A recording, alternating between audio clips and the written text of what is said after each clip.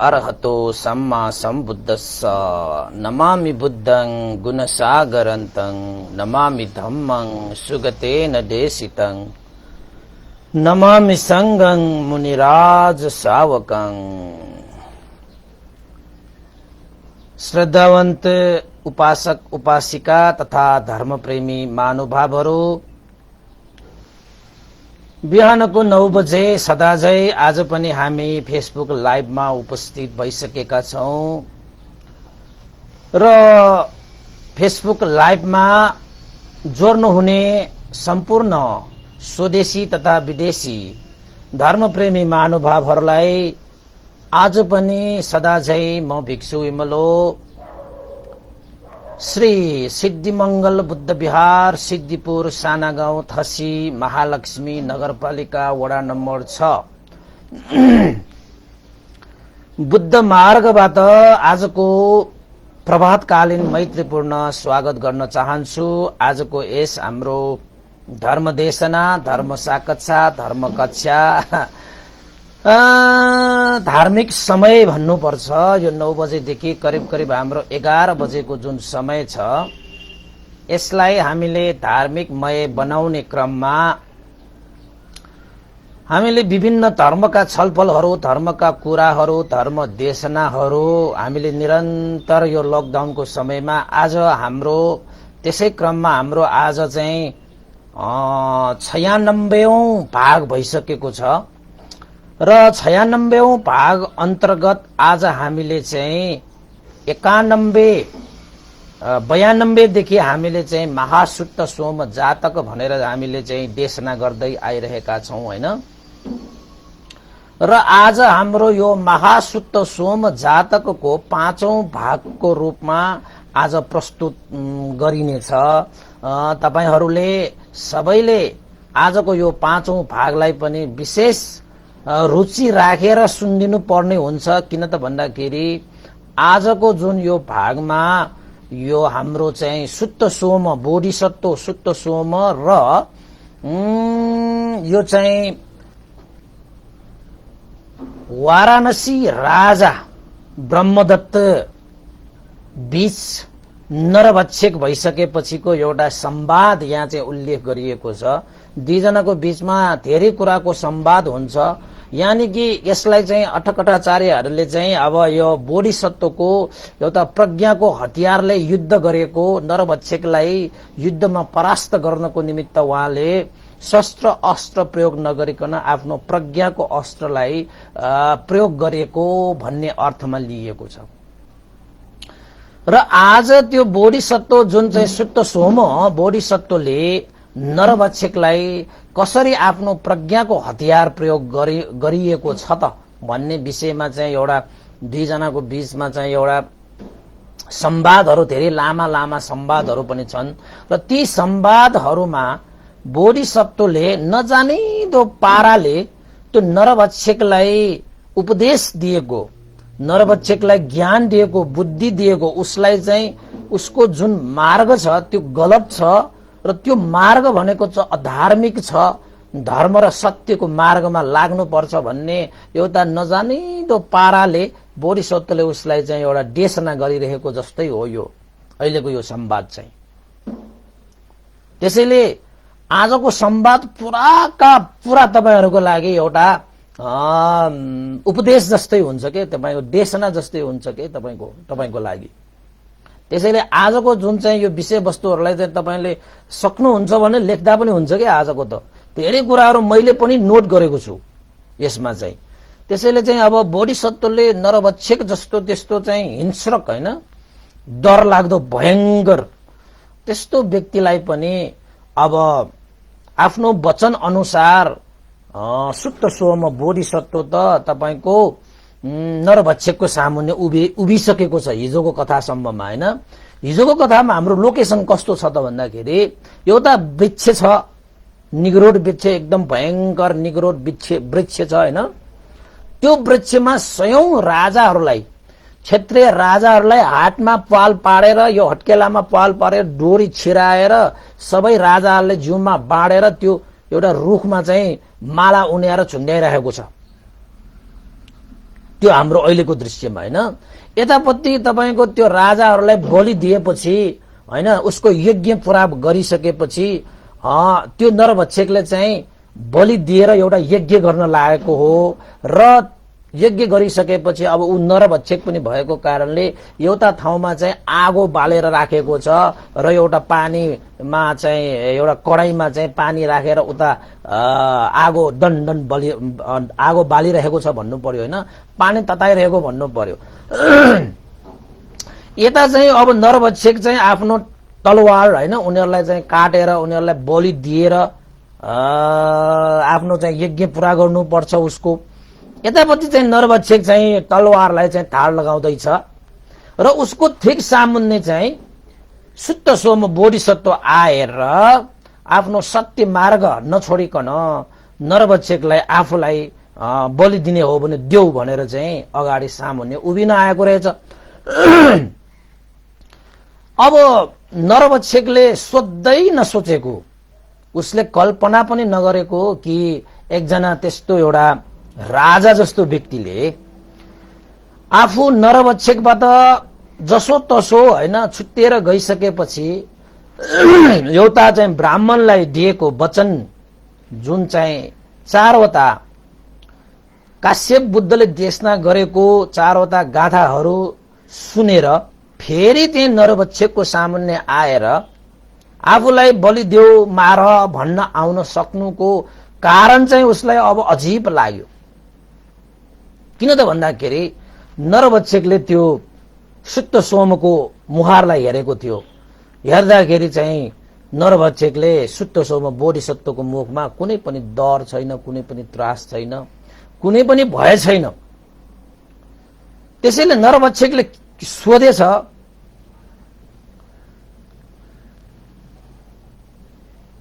नरभक्षकले सोचेछ, के सोचेछ त भन्दाखेरि यसको अनुहारमा कुनै पनि डर छैन, त्रास छैन, भय छैन, उसलाई चाहिँ प्राणको कुनै डर त्रास भनेकै मैले कुनै रेखा पनि देखिरहेको छैन। सबै मान्छेहरू म देखेर टाढा टाढा भाग्छन्, मेरो नाम मात्र लिँदाखेरि पनि कोसौं कोसौं ताराको मान्छे यो जंगलमा आउन डराउँछ। नरभक्षकको जंगल भनेर चाहिँ नाम कलिसक्यो यो जंगल चाहिँ। तर यो शुद्ध सोम यो राजकुमार भने मेरो अगाडि आएर मार्छौ भने मार, बलि देऊ, तिम्रो यज्ञ पूरा गर, मलाई खान्छौ भने खाऊ भन्न आइरहेको छ। अनि नरभक्षकले के सोचे त भन्दाखेरि हुन त यो शुद्ध सोम यसले चारवटा गाथा ब्राह्मणको मुखबाट सुनेर आएको छु भन्छ। काश्यप बुद्धले देशना गर्नु भएको चारवटा गाथा यसले सुनेर आएको छ। कतै यो सबै डर त्रास भय अन्तरा नभएको चीज यही चारवटा गाथा सुनेर आएको कारणले यसमा चाहिँ भय नभएको हुन सक्छ, अन्तराय नभएको हुन सक्छ। अब मलाई चाहिँ यो बलि दिनको लागि यज्ञ गर्नको लागि के को हतार, नजिकै मैले आगो बालिरहेको छु, धुवाहरू अलिकति आइरहेको छ, धुवामा पोलेर खाँदाखेरि अलिकति मिठो हुँदैन, राम्रोसँग मासु पाकिँदैन। त्यसैले चाहिँ धुवा रहित भएपछि आगो दन दन बलेपछि मजाले चाहिँ हैन पोलेर खाँदाखेरि चाहिँ मिठो पनि हुन्छ, मजाले पाक्छ पनि। त्यसैले मलाई हतार छैन, मसँग यत्रो शक्ति छ, मसँग यस्तो बल छ, हातमा तलवार छ, मसँग साराका सारा मान्छे डराउँछ। म जस्तो व्यक्तिलाई पनि यो डर त्रास भनेको हुँदो रहेछ। आखिरमा आफ्नो प्राणको माया सबैलाई लाग्छ नै। त्यसैले म पनि भयरहित हुनको निमित्त, त्रास रहित हुनको निमित्त हैन, मृत्युदेखि चाहिँ कुनै डर त्रास रहित भएर बस्नको निमित्त मैले पनि यो चारवटा गाथा सुनेर मात्र यो बलि र यज्ञ दिनु पर्ला। जुन चाहिँ यो शुद्ध सोम यो बोधिसत्व चाहिँ त्यही चारवटा गाथा सुनेर आएको हुनाले यससँग डर त्रास नभएको हुनुपर्छ। अब मैले पनि यही फाइदा किन नउठाउँ? यो 4वटा गाथा मैले पनि सुनिसकेपछि म पनि डर त्रास रहित हुनेछु होला पक्कै। किन भन्दाखेरि यो मान्छे यो चाहिँ एउटा राजा हो हैन, डर त्रास सबैलाई हुन्छ, तर यो मान्छे त डराएको छैन भनेपछि मैले पनि यो 4वटा गाथा सुन्नु पर्यो भनेर त्यो नरभक्षकले के सोच्यो त भन्दाखेरि यो सुत्त सोम मेरो मित्र पनि हो र मेरो आचार्य पनि हो, यसले मलाई धेरै सहयोग पनि गरेको छ, धेरै सिकाएको पनि छ। आज म एउटा चाहिँ उसँग प्रार्थना गर्छु, त्यो एउटा उसले कसो मलाई नभन्ला, कसो म उसलाई एउटा 4वटा गाथा म पनि सुनेर ओहो त्यस्तो गाथा, जुन गाथा एउटा कोही से कासारपन जान्छ भन्ने त्यो कस्तो गाथा हो, त्यो गाथा सुनेर यो मान्छे त बेग्लै प्रकारको भयो त पक्कै यो 4वटा गाथाले नै हुनुपर्छ। म पनि यो जंगलमा बस्नुपर्छ, जस्तो सुकै शक्ति भए पनि बल भए पनि आखिर मलाई पनि चाहिँ प्राणको माया छ, मर्नेदेखि मलाई चाहिँ डर लाग्छ, त्रास लाग्छ, भय लाग्छ।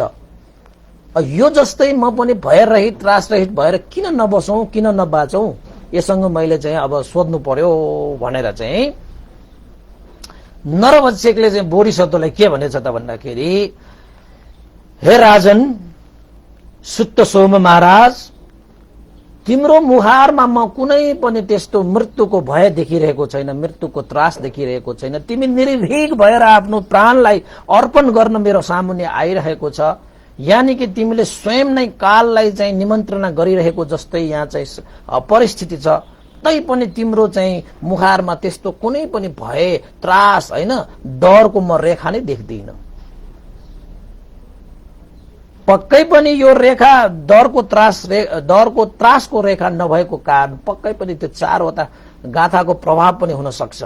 म पनि किन डर रहित त्रास रहित भएर नबाचौं, मृत्युदेखि म पनि किन डर त्रास रहित भएर यो जंगलमा म एक्लै बस्नुपर्छ। आखिर मसँग यत्रो शक्ति भइसक्यो, यस्तो बल भइसक्यो, तै पनि मलाई कता कता कता कता कता डर छ, त्रास छ, मरण हुने हो कि मार्ने हो कि भन्ने चाहिँ हृदयभित्र डर चाहिँ मसँग छ। त्यस्तो डरलाई हटाएर बाँच्नु त तिमी जस्तो चाहिँ मुखार हसिलो चम्किलो पारेर बाँच्न पाउनु त मजाको विषय हुन्छ। त्यसैले मलाई त्यो 4वटा गाथा मलाई पनि सुनाऊ। मेरो यज्ञको समय अहिले भएको छैन, केही समय पर्खिदा पनि हुन्छ, बलिको समय केही समय पर्खिदा पनि हुन्छ। किन तिमीबाट मैले त्यो 4वटा गाथाहरू सुनेर मात्रै मैले यज्ञ पूरा नगरौं, बलि पूरा नगरौं? हे सुत्त सोम महाराज, हे मित्र, मलाई त्यो गाथा 4वटा गाथा सुनाउनु भनेर आखिर हेर्नुहोस् है, आखिर चाहिँ त्यो बोधिसत्वको एउटा चाहिँ छाँट काँट हैन उसको जुन प्रभाव देखेपछि अब त्यस्तो नरभक्षकलाई पनि त्यो गाथा के रहेछ, कसो रहेछ भनेर चाहिँ सुन्ने इच्छा जागृत भयो उसलाई। त्यही भएर चाहिँ हामीले धर्मको अभ्यास गरिराख्नु पर्छ। हामीले धर्मको अभ्यास गरिराखेपछि हामीलाई देख्ने मान्छेले पनि के रहेछ, उसले खुसी भएर बाँच्न पाएको, हर्षित भएर बाँच्न पाएको, शान्ति भएर बाँच्न पाएको के हो भनेर अरूले पनि त्यो चाख ल्याओस् के, रुचि राखोस् कि हामीलाई देखेर। त्यही भएर तपाईँ धर्मको अभ्यास तपाईँले गरिरहनु भनेकै तपाईँले धर्म प्रचार गरिरहनु जस्तै हो कि।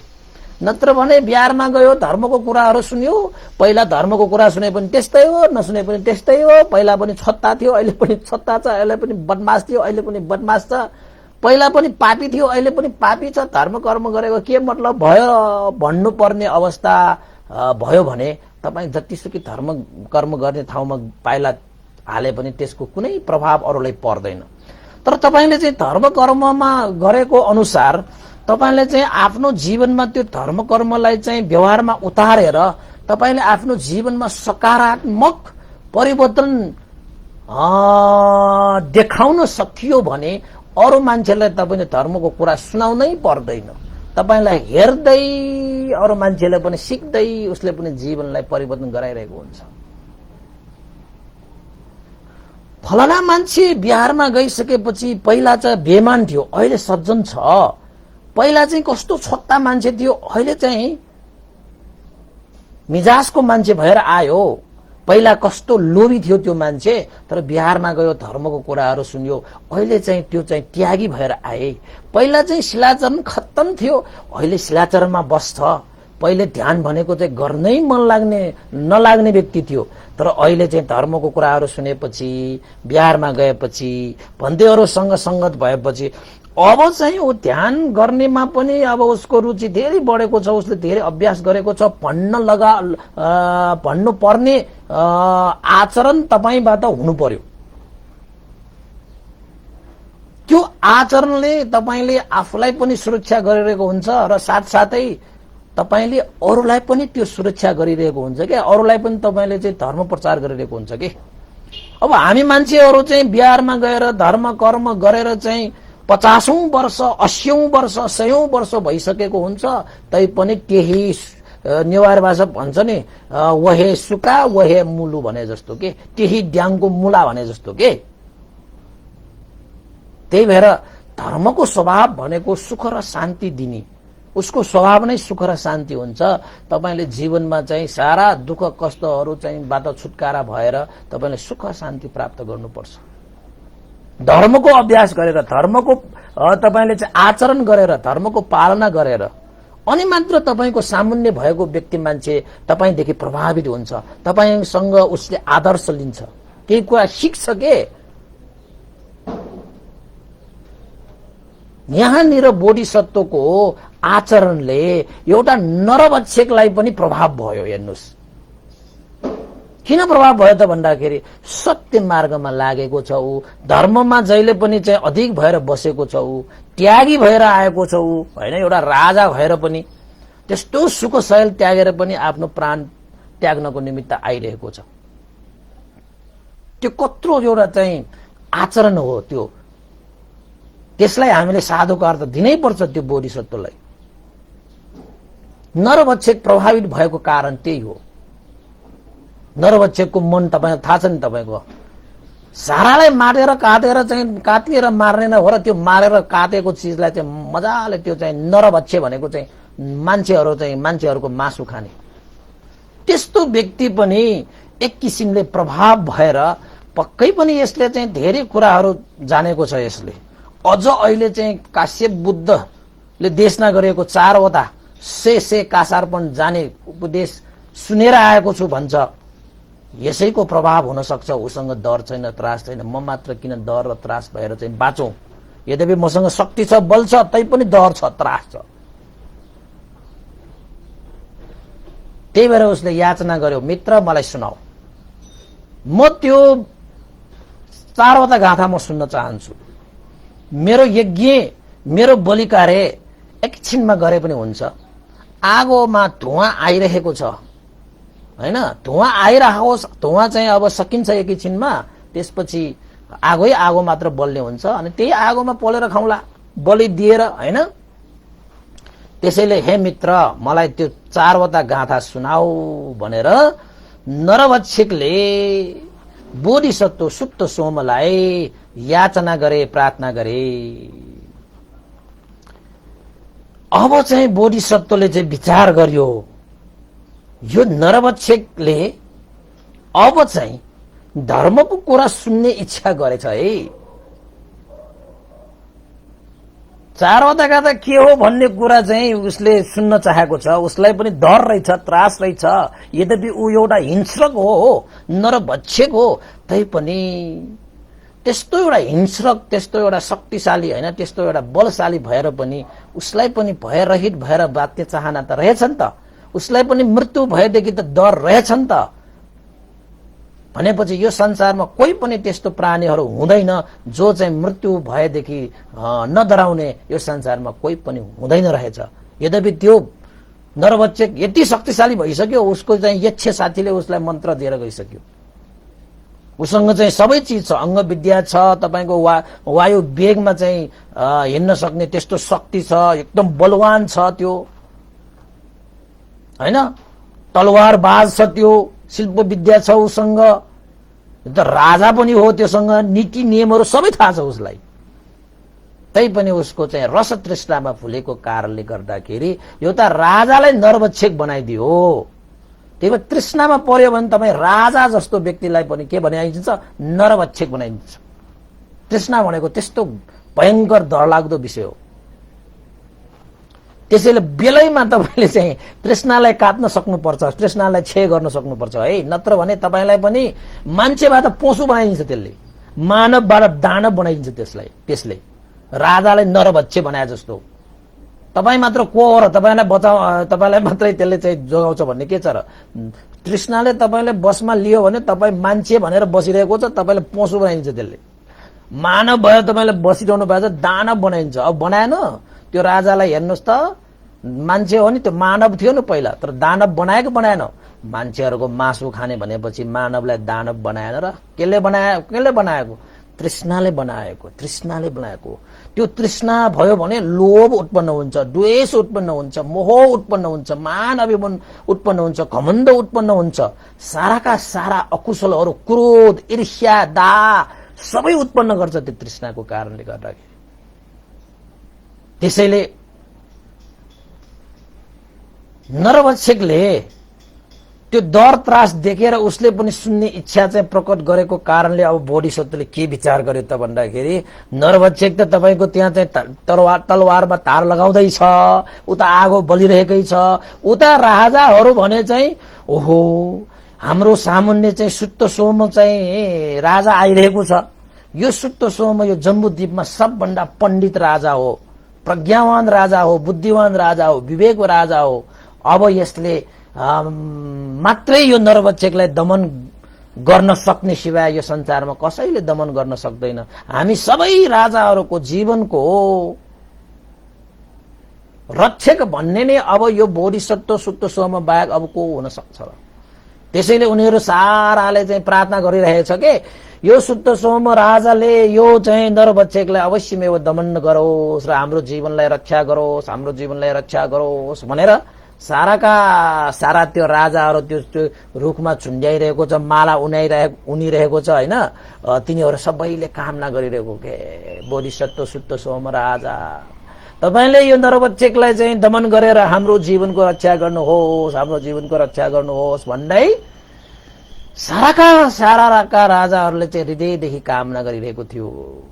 यता भने फेरि बोधिसत्वले चाहिँ अब यसले चाहिँ धर्मको कुरा सुन्ने इच्छा गरेछ डर त्रासको कारणले हैन। अब यसलाई अलिकति सुनाउन त यसलाई सुनाउने हो, तर अलिकति यसलाई चाहिँ धर्मको पाठ पनि सिकाएर मात्रै यसलाई चाहिँ सुनाउनु पर्ला। एकैचोटि कहाँ सुनाउनु मिल्छ यसलाई त? यसलाई त यता ठोक्नुपर्छ, उता ठोक्नुपर्छ। जस्तै एउटा ढुङ्गालाई एउटा कलाकारले चाहिँ यता ठोक्छ, उता ठोक्छ अनि बल्ल एउटा आकार दिन्छ हैन। त्यसरी नै यसलाई त यो त नरभक्षक हो, यसलाई त यता ठोक्नुपर्छ, उता ठोक्नुपर्छ अनि मात्र बल्ल धर्मको आकार यसको जीवनमा उत्पन्न हुन्छ भन्दै अनि बोधिसत्वले त्यो नरभक्षकलाई के भन्यो त भन्दाखेरि, हे नरभक्षक, जुन मैले सुनिरहेको त्यो गाथाहरू छन् त्यो सबै गाथाहरू धार्मिक हुन्। त्यो गाथाले न कसैको हिंसा गर्छ, न कसैको चोरी गर्छ, न कसैको व्यभिचार गर्छ, न कसैलाई झुठो बोल्छ, न त्यसले चाहिँ लागु पदार्थको सेवन गराउँछ। त्यस्तो सत्य धर्मलाई मैले सुनिरहेको छु। तर तिमी भने चाहिँ हे नरभक्षक, तिमी भने चाहिँ अधार्मिक हौ, तिमी धार्मिक होइनौ। पेटको लागि, रस तृष्णाको लागि राष्ट्र भ्रष्ट भएका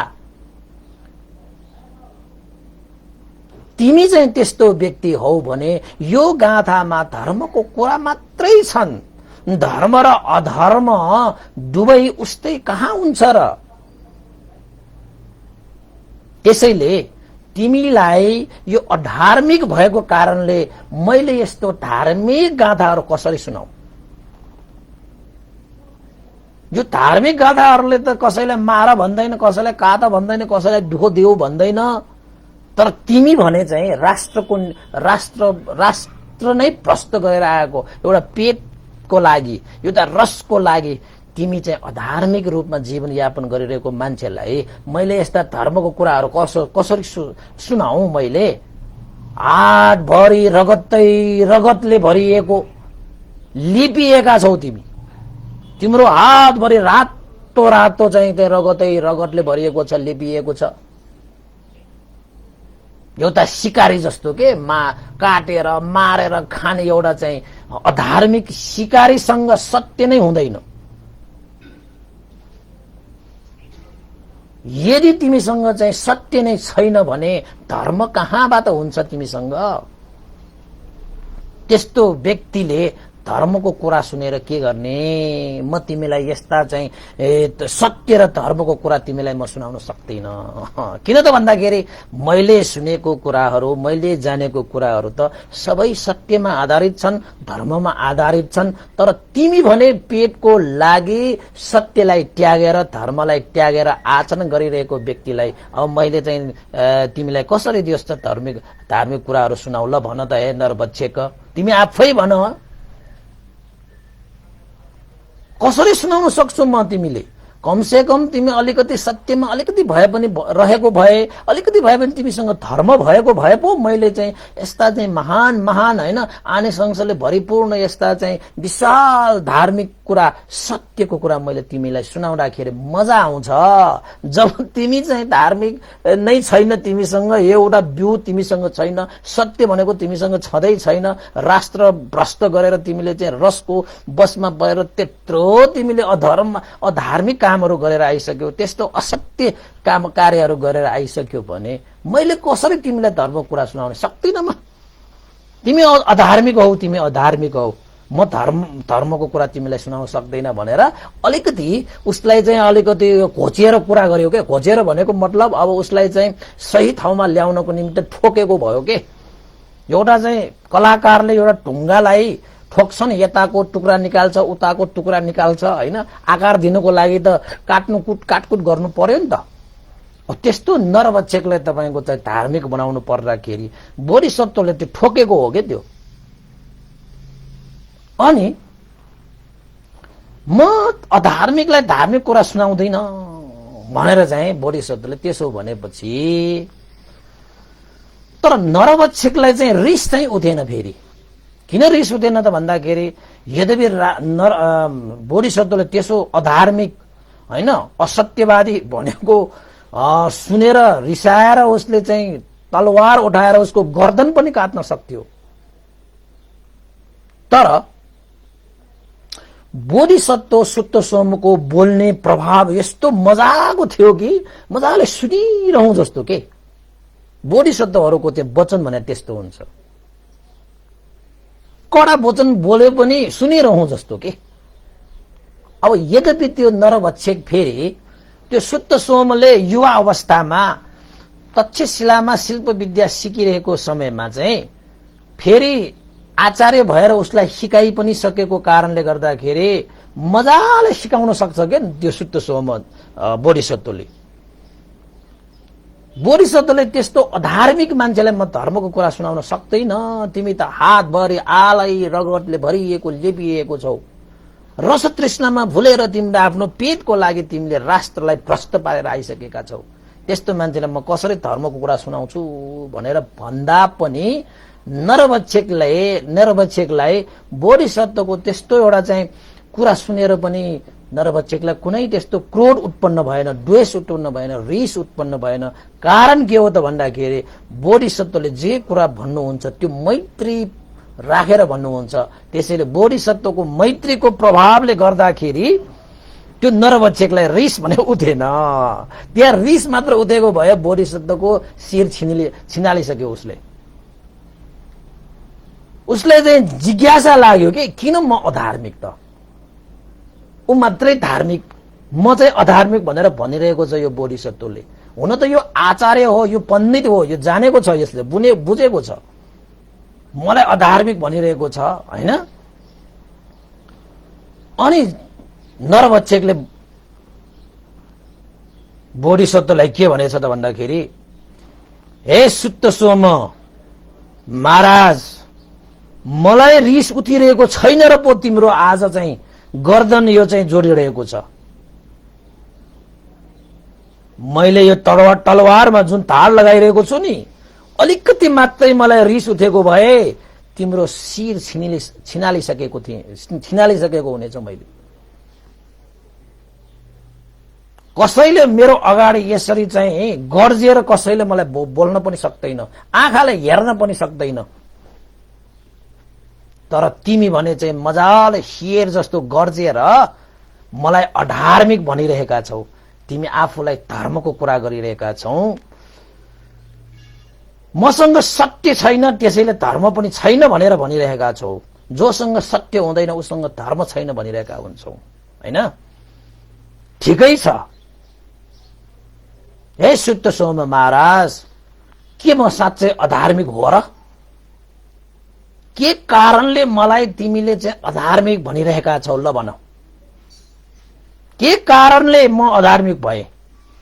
मैले आफ्नो चाहिँ पेटको लागि, मेरो इच्छा तृष्णा पूरा गर्नको लागि मैले चाहिँ आफ्नो मनले चाहेको काम गर्न पाउँदैन? किन काम गर्न पाउँदैन? कस्ता कस्ता तिमीहरू जस्तो क्षेत्रीय राजाहरूले त कति कति मारेर हिँड्छौ, काटेर हिँड्छौ भने मैले पनि त आफ्नो चाहिँ पेटको लागि, हैन, मेरो रस तृष्णा चाहिँ पूरा गर्नको लागि मैले चाहिँ नर मान्छेहरूलाई पक्ष गरिरहेका छौ। के कारणले म चाहिँ यसरी चाहिँ अधार्मिक भयो? ल भन मलाई तिमीले चाहिँ भनेर चाहिँ आखिरमा चाहिँ अलिकति जन्कियो, हैन, झर्कियो, हैन, अलिकति रिसाए जस्तो बोल्यो, बोल्न चाहिँ। तर भित्रभित्र रिसाएको छैन, उसले जान्न चाहेको छ कि यो सुत्त सोम पण्डित छ, यसले मलाई अधार्मिक भनिरहेको छ, कारण चाहिँ बुझौँ त अब भनेर मनमा चाहिँ त्यसरी कारण बुझ्ने चाहिँ जुन मनसा उत्पन्न हुन्छ नि, तब त्यहाँ चाहिँ समाधान निस्किन्छ कि। हामी मान्छेहरू चाहिँ झै झगडा गर्छ, विवाद गर्छ, संवाद गर्छ, अनि कारण खोज्दैन, अनि कहिले पनि समाधान निस्किँदैन कि।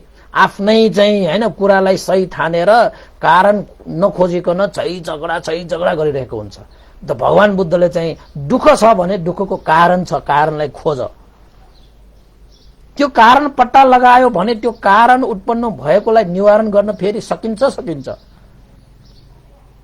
हैन? उत्पन्न भएको सबै विनाश त हुन्छ नै, त्यसको पनि मार्ग पनि छ भनेर भगवानले सिकाएको अनुसार बोधिसत्वहरूले त्यो चाहिँ कारण देखाइदिन्छ कि तपाईको चाहिँ कुनै पनि विषयको त्यत्तिकै उहाँहरूले चाहिँ बोल्नुहुन्न। अनि चाहिँ भन्नुभयो, के कारणले म अधार्मिक? मैले आफ्नो रस तृष्णालाई चाहिँ अब पूरा गर्नको निमित्त मैले मारे। तिमीहरू क्षेत्रीयहरू चाहिँ, राजाहरूले चाहिँ कति शिकार गर्छ जंगलमा, कति मान्छे मार्छ तिमीहरूले पनि, त्यो चाहिँ धार्मिक भयो। मैले चाहिँ आफ्नो पेट पाल्नको निमित्त म पनि अब मलाई मासु खान मन लाग्यो, मैले खाएँ, काटेर खाएँ, मारेर खाएँ। तिमीहरूले पनि त जंगलमा त राजाहरू भइसकेपछि कस्ता कस्ता राजाहरूले, क्षेत्रीय राजाले जंगलमा शिकार खेल्न जान्छन्, प्राणीहरू हत्या गर्छन्, काट्छन्, मार्छन्, खान्छन्। मलाई पनि यही मन पर्यो, मैले खाएँ। किन म अधार्मिक? ल भन भनेर भन्दाखेरि चाहिँ अनि चाहिँ बोधिसत्व सुत्त सोमले के भने त भन्दाखेरि, हुन पनि क्षेत्रीय राजाहरूले नमार्ने नकाट्ने भनेको होइन, उनीहरू पनि मासु खान्छन् होला। तर हे नरभक्षक, तिमीले जुन चाहिँ आफ्नो पेट पाल्नको निमित्त तिमीले जुन मंस सेवन गरिरहेका छौ, त्यो अभक्ष्य मंस सेवन गरेको कारणले मैले तिमीलाई अधार्मिक भनिरहेको छु। अभक्ष्य, खानै नहुने मान्छेलाई मारेर तिमीले खाइरहेका छौ। अभक्ष्य मंसलाई तिमीले सेवन गर्छौ, त्यसैले तिमी अधार्मिक हौ। राजाहरूलाई तिमीले आज यहाँ रुखमा हेर झुन्ड्याइरहेको लौकाहरू जस्तो झुन्ड्याइरहेका छौ। त्यस्तो त्यो राजाहरू चाहिँ जनताहरू सुख शान्तिको निमित्त कति काम गर्नुपर्छ, उनीहरू कति उनीहरूको काम कर्तव्यहरू छन्, जिम्मेवारीहरू छन्। आज तिमीले यस्तो रुखमा ल्याएर झुन्ड्याइरहेका छौ। के उनीहरूलाई तिमीले, राजालाई तिमीले चाहिँ विनाश गर्नु भनेको त राज्यलाई अनाथ गर्नु जस्तो हुन्छ। तिमीले त्यसरी गर्ने चाहिँ धर्मको संगत छ, त्यसैले तिमी अधार्मिक हौ। राजाको काम कर्तव्य, तिमी पनि एकजना राजा हौ, मैले तिमीलाई चिनेको छु। मैले तिमीलाई बुझेको छु, तिमी मेरो मित्र पनि हो, तिमी एकजना चाहिँ राष्ट्रको राजा पनि हो। यदि तिमी पनि राजा हो भने राजाको काम कर्तव्य भनेको त जनताहरूको सुख शान्तिको लागि काम गर्ने हो। जनताहरूको सुख शान्तिको निमित्त काम गर्ने कर्तव्य भनेकै राजाहरूको हुन्छ। तिमी पनि राजै हो। तर तिमीले राष्ट्रको सुख शान्तिको हनन गरेर, तिमीले राजा भइकन पनि राष्ट्रको सुख शान्ति हनन गरी रस तृष्णामा भुलेर बसेका छौ। एउटा राजा भएर राजाको जस्तो आचरण गर। हे नरभक्षक, तिमी साँच्चै राजा हौ भने राजाले गर्नुपर्ने काम कर्तव्य वहन गर, राजाले जस्तो आचरण गर।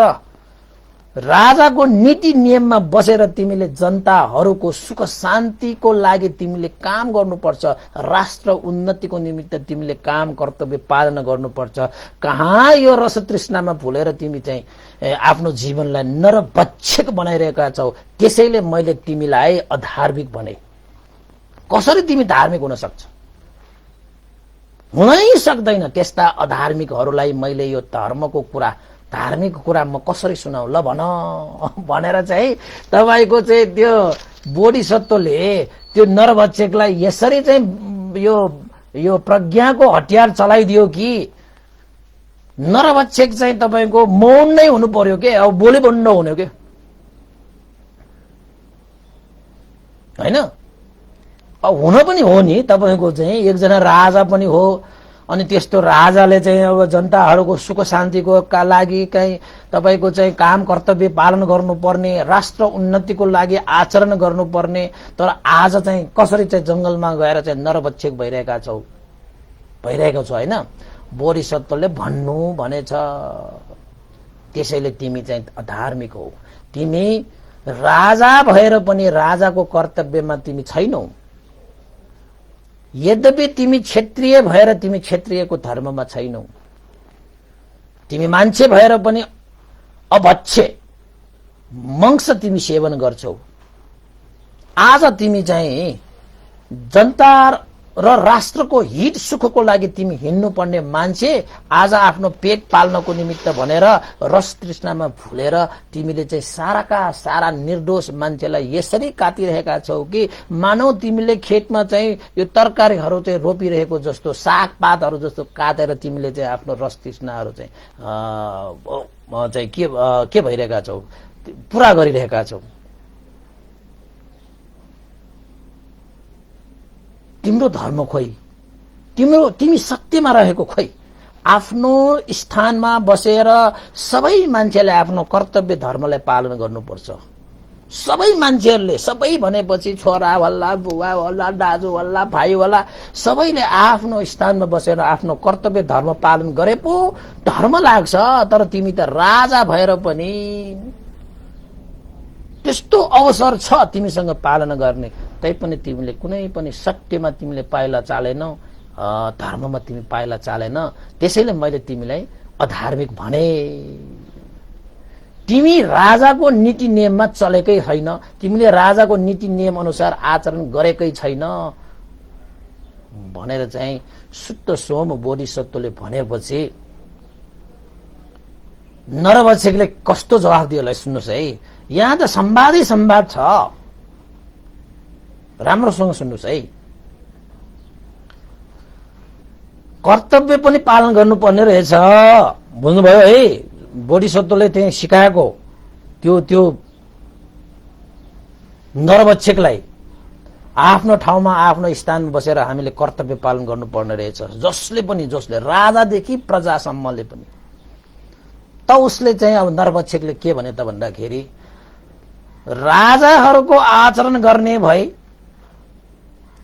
राजाहरूको काम कर्तव्य तिमीले मलाई सम्झाउने भए, जनताहरूको सुख शान्तिको लागि राजाहरूले काम कर्तव्य गर्नुपर्छ, राष्ट्रको उन्नति गर्नुपर्छ भनेर तिमीले मलाई सिकाइरहेका छौ भने तिमी पनि त राजा हौ। हे शुद्ध सोमराज, राजाको आचरण गर्ने भए हे सुत्त सोम, तिमी नरभक्षकको हातबाट छुटेर दरबारसम्म गइसकेका थियौ हैन। तर फेरि नरभक्षकको हातमा फेरि आयौ तिमी। तिमी चाहिँ राजा भएर आफूलाई त सुरक्षा गर्न सक्दैनौ, फेरि तिमीले कसरी चाहिँ त्यो राष्ट्रको सुरक्षा गर्छौ तिमी? ल भन त मलाई। तिमी त नरभक्षकको हातबाट छुटकारा पाएर गइसकेको नि, तर फेरि आयो त तिमीले आफूलाई खोइ रक्षा गरेको।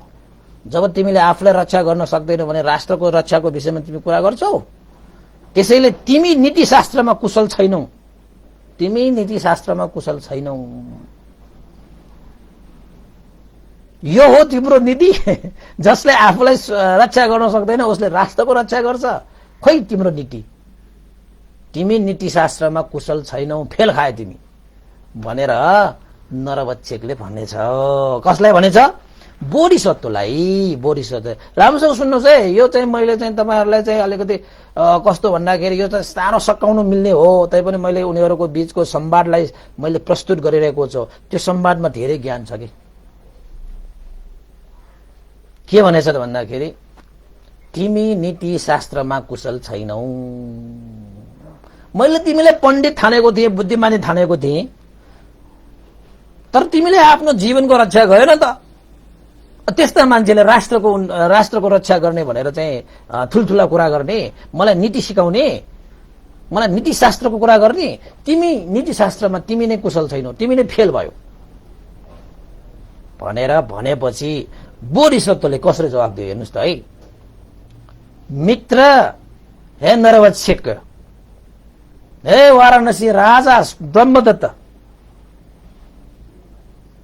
मैले जस्तो नीति जानेको हुनुपर्छ। वास्तवमा मैले जस्तो नीति जानेको हुनुपर्छ, तर तिमीले मलाई नीतिशास्त्रमा चाहिँ कुशल छैनौ भनेर भनिरहेका छौ।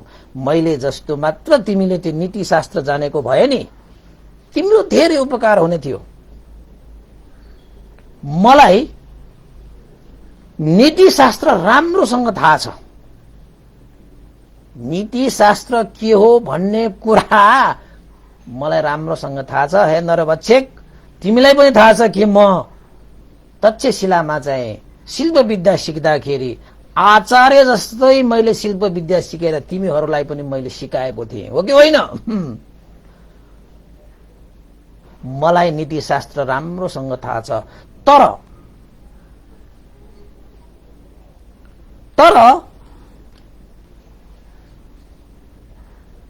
तिमीले चाहिँ नीतिशास्त्रलाई भुलेछ।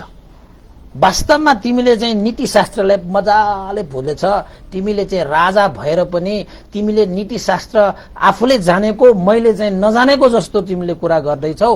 तर मैले चाहिँ साँच्चै भन्ने हो भने नीतिशास्त्र अनुसार चाहिँ नीतिशास्त्र मलाई मजाले थाहा छ, तर तिमी चाहिँ नीतिशास्त्रको कुरा गर्दै तिमीले नीतिशास्त्रको फेरि आचरण गरिरहेका छैनौ। एउटा कुरा याद राख हे नरभक्षक, एउटा कुरा मजाले याद राख, जो व्यक्तिहरू नीतिशास्त्रमा कुशल हुन्छन् प्राय गरी तिनीहरू नर्कगामी हुन्छन्। के भन्नुभयो? यो कुरा टिप्पण गरेर राख्नुस्।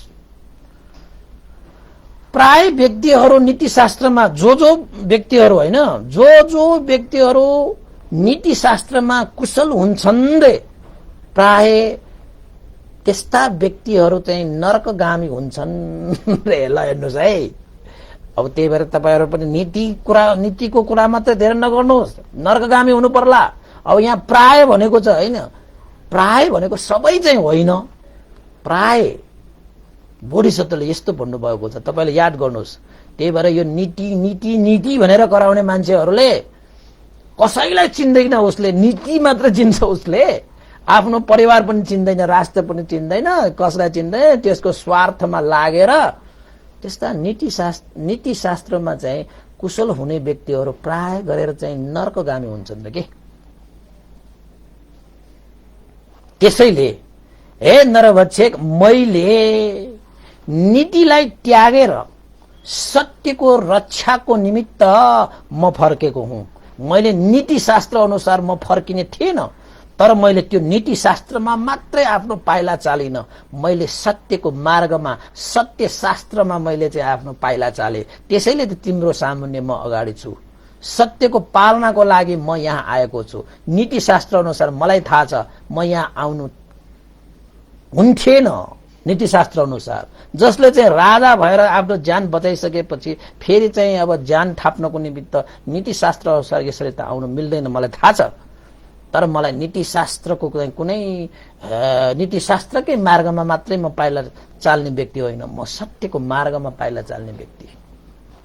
त्यसैले मैले नीतिलाई त्यागेर सत्यको रक्षाको निमित्त म यहाँ फर्केर आएको छु। यज्ञ गर, होम गर, बलि देऊ, हे नरभक्षक, मलाई खाऊ, मार, जे जे गर्नुपर्छ गर,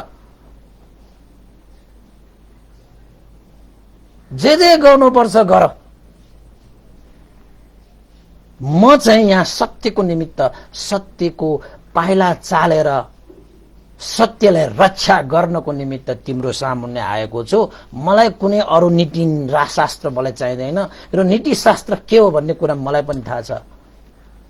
तिमी आफ्नो नीतिशास्त्र अनुसार काम गर, म आफ्नो सत्य मार्गको अनुसार म पाइला चालिरहेको छु। गर, तिम्रो नीतिशास्त्र के हो, तिम्रो नीतिशास्त्रले के भन्छ त्यो गर। तर हेर नरभक्षक, मलाई आफ्नो सत्यमा यसरी चाहिँ प्राण त्याग्नुमा मलाई चाहिँ मजा लाग्छ। मलाई सत्यमा बसेर चाहिँ जीवन त्याग्नुमा मजा लाग्छ। असत्यमा बसेर 100 वर्ष बाँच्नु भन्दा सत्यमा बसेर एकैछिन जिउनु पनि मूल्यवान हुन्छ। त्यसैले त्यो सत्यलाई रक्षा गर्नको निमित्त म यहाँ आएको छु। मलाई सत्यमा चाहिँ प्राण दिनुमा, मलाई सत्यमा ज्यान दिनुमा कुनै मलाई अफसोस हुँदैन, पश्चाताप हुँदैन। मलाई खुसी लाग्छ, गर्व लाग्छ। नरभक्षक, ढिला नगर, मार मलाई, ल मार, काट, बलि देऊ, आगोमा हैन पकाऊ, खाऊ, के गर्नुपर्छ गर। मलाई मेरो सत्य प्यारो छ। यो प्राण पनि मलाई प्यारो छ, तर यो प्राण भन्दा पनि मलाई आफ्नो सत्य प्यारो छ। सत्य प्यारो छ भनेर चाहिँ बोधिसत्वले मानव एउटा चाहिँ शेर जस्तो गर्जेर चाहिँ आफ्नो सत्यको रक्षाको निमित्त म आएको। तिमी नीति नियमको कुरा नगर, तिमी नीति नियमको जस्तो तिमी गर्न मन लाग्छ गर। मलाई पनि थाहा छ नीति नियम के हो। मैले त तिमीलाई सिकाएको भनेर चाहिँ अब चाहिँ बोधिसत्वले पनि आफ्नो एउटा चाहिँ हैन स्वाभिमान हैन मजाले प्रस्तुत गरेछ। हेर्नुस् है, अब कसले गर्छ त्यहाँ। हाम्रो देशमा पनि यस्ता मान्छेहरू भइदिएको भए सत्यमा लाग्ने, धर्ममा लाग्ने। अब सत्य भएपछि नै धर्म हुन्छ, अब सत्य नै छैन, अब धर्म कहाँबाट हुन्छ। बोधिसत्वले त्यही भनेको त्यो नरभक्षकलाई, तिमीसँग सत्य नै छैन, के धर्म हुन्छ। अब म धर्मको कुराहरू तिमीलाई के सुनाऊ। मिल्दैन तिमीलाई, मिल्दैन तिमीलाई। अन्तमा चाहिँ नीतिशास्त्रको कुरा गरेपछि नीतिशास्त्रहरूमा कुशल हुने मान्छेहरू नरकगामी हुन्छ रे। प्राय गरे हे सबै चाहिँ होइन, फेरि प्राय गरे जान्छन् रे। नीति नीति नीति नीति भन्ने मान्छेहरू सत्य सत्य सत्य हुनुपर्छ क्या, अनि मात्रै सुगति जान्छ। यसरी नीति नीतिको कुरा गर्ने मान्छेहरू त यस्तै हो। त्यस्तै बोधिसत्वले चाहिँ एउटा शेर जस्तो गर्जेर सत्यको लागि आफ्नो ज्यान अर्पण गर्दाखेरि उसलाई सन्तोष मिल्छ। असत्यमा चाहिँ 100 वर्ष जिउनु भन्दा सत्यमा एकैछिन जिउनु पनि मूल्य रहन्छ जीवनको भन्ने कुरा सुनेपछि त नरभक्षकलाई चाहिँ अलिकति चाहिँ के भयो त भन्दाखेरि चाहिँ के भन्दैछ हौ, मेरो कानले के सुनिरहेको छ आज। नरभक्षकले के भनेछ त भन्दाखेरि, हे शुद्ध सोम, हे राज, तिमी सत्य सत्य सत्यको कुरा गर्छौ, धर्मको कुरा गर्छौ, सत्य मार्गको कुरा गरिरहेका छौ। तिमीसँग दरबार छ, राज्य छ, पृथ्वीमा त्यत्रो तिम्रो चाहिँ हैन आदेश चल्छ, हात्ती छ, घोडा छ, स्त्री छ, काशी राजाको वस्त्र छ, श्रीखण्ड छ, धन दौलत, यस आराम, बल शक्ति, तिमीसँग के छैन? सब कुछ छ तिमीसँग।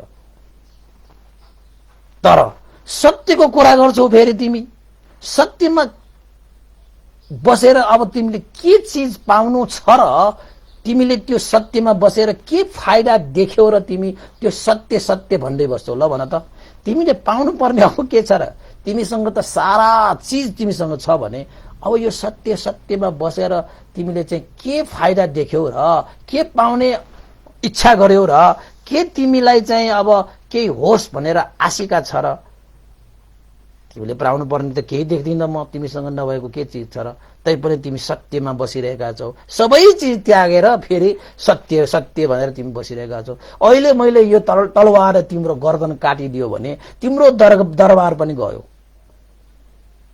हैन? हात्ती घोडा स्त्री त्यो राज पोसाक श्रीखण्ड धन दौलत यस आराम हीरा मोती जवाहरलाल पन्ना तिमीसँग जति पनि छ त्यो सबै चिज त के हुन्छ? खलास हुन्छ, तिम्रो प्राण पनि खलास हुन्छ। तिमी त फेरि सत्य सत्य कुरा गरिरहेका छौ। के फाइदा देखेर तिमी सत्य सत्य भन्दैछौ? ए सुत्त सोम, ल भन त भनेर चाहिँ यो के भन्छ नरभक्षकले यो सुत्त सोम चाहिँ साह्रै सत्यमा अडिग भएर बसेको कारणले के रहेछ, किन यो सत्य सत्य भनेर बसिरहेको छ भनेर चाहिँ नरभक्षकले सोधेछ। अगाडि छ हैन, उतापट्टि त्यहाँ पछाडिपट्टि त्यो राजाले हेरिरहेछ। पक्कै पनि यो चाहिँ हाम्रो सुत्त सोम महाराजले यो नरभक्षकलाई चाहिँ दमन गरोस् भनेर प्रार्थना गरिरहेको छ, कामना गरिरहेको छ हैन? नरभक्षकले 101 फेरि प्रश्न गर्न थालेको छ र अब सुत्त सोमले चाहिँ के उत्तर दिन्छ त भन्दाखेरि चाहिँ, हे नरभक्षक, हे मित्र, यो पृथ्वीमा जति पनि रसहरू छन् हैन, यो पृथ्वीमा जति पनि भयंकर भयंकर सुख दिने रसहरू होस् छन्, त्यस्ता रस भन्दा वास्तवमा सत्य रस नै श्रेष्ठ छ, पनिट छ, उत्तम छ। सबैका सबै रसलाई सत्य रसले जित्दछ। जो सत्यवादी हुन्छ उनीहरूले त्यो सत्य रसलाई पान गरेर उनीहरूले जन्म मरण भवचक्र बन्धनबाट पार गरेर जान्छ। त्यसैले मैले सत्यको कुरा गरिरहेको छु। तिमी जस्तो हैन मंस रसको तृष्णामा परेर मैले आफ्नो जीवनलाई मैले चाहिँ भ्रष्ट पारौं, तिमीले जस्तो राजा जस्तो व्यक्तिले पनि नरभक्ष तिमी भइरहेका छौ त्यो रसको कारणले। तर सत्य रस भने यस्तो रस हो, संसारको सबै रसलाई जित्ने रस भनेको सत्य रस हो। त्यही रस मलाई मिठो छ। तिमीलाई मंस रस मिठो छ, मलाई सत्य रस मिठो छ। त्यसैले मैले सत्यको कुरा गरिरहेको छु। हे नरभक्षक, तिमीलाई के थाहा? तिमीले ठान्यौ कि संसारमा यही मंस रस सबभन्दा ठूलो रस भनेर ठान्यौ होला। त्यसैले त तिमी राजा जस्तो व्यक्तिले पनि राज्य त्याग्यो, परिवार त्याग्यो, सारा चिज त्यागेर त्यही मंस रसको पछाडि पडेर आज नरभक्षको रूपमा तिमी चाहिँ स्थापित भइसकेका छौ। तर तिमीलाई सत्य रस भनेको थाहा छैन। किन त भन्दाखेरि तिमी सत्यमा बसेर त्यो रस पान गर्ने कहिले तिमीले चाहनै गरेन, कहिले इच्छा नै गरेन। तर वास्तवमा हे नरभक्षक, यो संसारको सारा रसलाई सत्य रसले जित्दछ। र यो सत्य रस पान गरेपछि तिमीले यो मंस रस पान गरेर, मंस रस सेवन गरेर कहिले तृप्त भयौ? हेर, तिमीले चाहिँ कारागारका सबै मान्छे खाइदियो, जनताहरूलाई चाहिँ चोर डाका भनेर तिमीले खाइदियो, जनताहरूलाई चाहिँ पक्रेर हैन दो बाटो चो बाटोमा चाहिँ तिमीले चाहिँ पक्रेर खाइदियो। अहिले त्यहाँबाट पनि आएर आफ्नो पान्छेलाई पनि खाइदियो र पान्छेलाई मात्र खाएर पनि पुग्दियो, जंगलमा साराका सारा मान्छेलाई पनि तिमीले खाइदियो, आएका भेटेकाहरूलाई।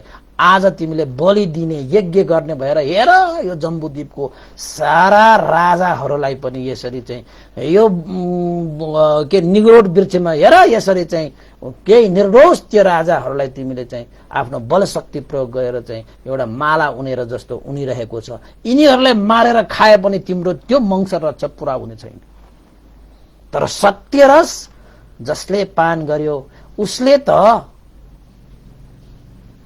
भवचक्र बन्धन रूपी, जन्म मरणको भवचक्र बन्धन रूपी साराका सारा पार गरेर जान्छ, उत्तृप्त हुन्छ, उत्तृप्त हुन्छ। तर तिमी अतृप्तको मार्गमा छौ, म तृप्तको मार्गमा छु। त्यसैले हे नरबच्छे, म सत्यको कुरा गर्छु। तिमी नीतिशास्त्रको कुरा गर्छौ, म सत्यको कुरा गर्छु। यद्यपि मलाई थाहा छ नीतिशास्त्र के हो भनेर सत्य मार्गमा हिँड्नुको मूल उद्देश्य चाहिँ बोधिसत्वले नरबच्छेकलाई सुनाए। बोधिसत्वले एउटा चाहिँ शेर जस्तो गर्जेर त्यो नरबच्छेकलाई त्यो भनिरहेको सुन्दाखेरि त त्यो राजाहरूले, त्यो छुन्दिरहेको राजाहरू छन् त, उनीहरूले त ओहो यो सुत्त सोम राजा त साह्रै पण्डित रहेछ, साधु साधु साधु साधु भनेर चाहिँ उनीहरूले ज्ञान लिइरहेको छ कि फेरि। बोधिसत्वको ज्ञान त्यो चाहिँ रुखमा बसेर झुन्डिएर माला जस्तो उनेर त्यो राजाहरूले चाहिँ उनीहरूले ज्ञान लिइरहेको छ। ओहो यो सुत्त सोम कति महान छ, संसारको सारा रसलाई सत्य रसले जित्दछ, साधु साधु साधु भनेर बिचरा आफ्नो चाहिँ उनीहरूको राजालाई यो चाहिँ हड्केलामा पाल पारेर डोरीले बाँधिरहेको छ, त्यो पीडा उनीहरूले बिर्स्यो। त्यो बोधिसत्वको त्यो धर्मको पान गरिसकेपछि उनीहरूले त्यो मलाई हामीलाई यसरी पीडा दिइरहेको छ भने बिल्कुल बिर्सियो। ल त्यस्तो एउटा रुखमा बसेर बिचराहरूले पहिला चाहिँ त्यसरी चाहिँ उपदेश सुन्न पाएको थिएन। यद्यपि त्यो नरबच्छेकलाई उनीहरूले साधुकार दियो, ओहो यो सुत्तो सोमको आजको यस्तो महान यो नरबच्छेकले गरेर हामीले चाहिँ यो चाहिँ उपदेश सुनिरहेको छ, धन्य छ यो नरबच्छेक, आज हामीलाई यस्तो, हामी पनि यदि चाहिँ सत्य यस्तो धर्म सुनेर मर्ने भए पनि मरोस्, यस्तो सत्य रस हामीले पाइसकेका छौं। असत्य रस पिएर चाहिँ 100 वर्ष जिउनु भन्दा सत्य रस पिएर एकैछिन बाँच्नु पनि महान हुन्छ। हामीले त्यो रस पाए भनेर बिचरा त्यो राजाहरू छ नि धन्य ठानिरहेको ल आफ्नो जीवनको। तर नरबच्छेकले चाहिँ पुरा मानिरहेको छैन, हैन। बोधिसत्वले त्यसरी चाहिँ गर्जेर भनेको कुरा सुनेर चाहिँ नरबच्छेक त बोधिसत्वको अनुहार हेरे। नरबच्छेकले बोधिसत्वको मुहारमा चाहिँ पूर्णिमाको चन्द्र चाहिँ चम्केको, उसको मुहार त तेजिलो भएको प्रकाश छरेको जस्तो देखियो। ल बाबा नरबच्छेकले के भने त भन्दाखेरि चाहिँ यो बोधिसत्व त साँच्चै चाहिँ पूर्णिमाको चन्द्रमा जस्तै चम्केको रहेछ बा, कस्तो कुरा गर्छ। मैले चाहिँ यस्तो यस्तो नीति शास्त्रको कुरा गर्दा पनि हो सत्य शास्त्रको कुरा गर्छ बा, कुनै डर छैन उसलाई, कुनै त्रास छैन। अनि चाहिँ नरबच्छेले के भन्छ त भन्दाखेरि जतिसुकै तिमी सत्यको रसपान गरे पनि मैले यो तलवार तिम्रो घाँटीमा राख्ने बित्तिकै तिम्रो शिर त छिनिल्छ फेरि, के डर छैन तिमीलाई, के त्रास छैन तिमीलाई, यसरी चाहिँ गर्जेर मसँग कुरा गर्नलाई भन्दाखेरि चाहिँ मैले अघि नै भनिसके, हे नरबच्छेक मलाई मार, मलाई गात, मलाई खाऊ, मलाई यज्ञ गर, मलाई बलिदेऊ, कुनै मलाई डर छैन। त्यसैले त म तिमीसँग आइरहेको छु भनेपछि मलाई के को डर, मार्छौ भने मार, काट्छौ भने कार भनेर चाहिँ भनिसकेपछि कुनै डर छैन, कुनै त्रास छैन, हैन।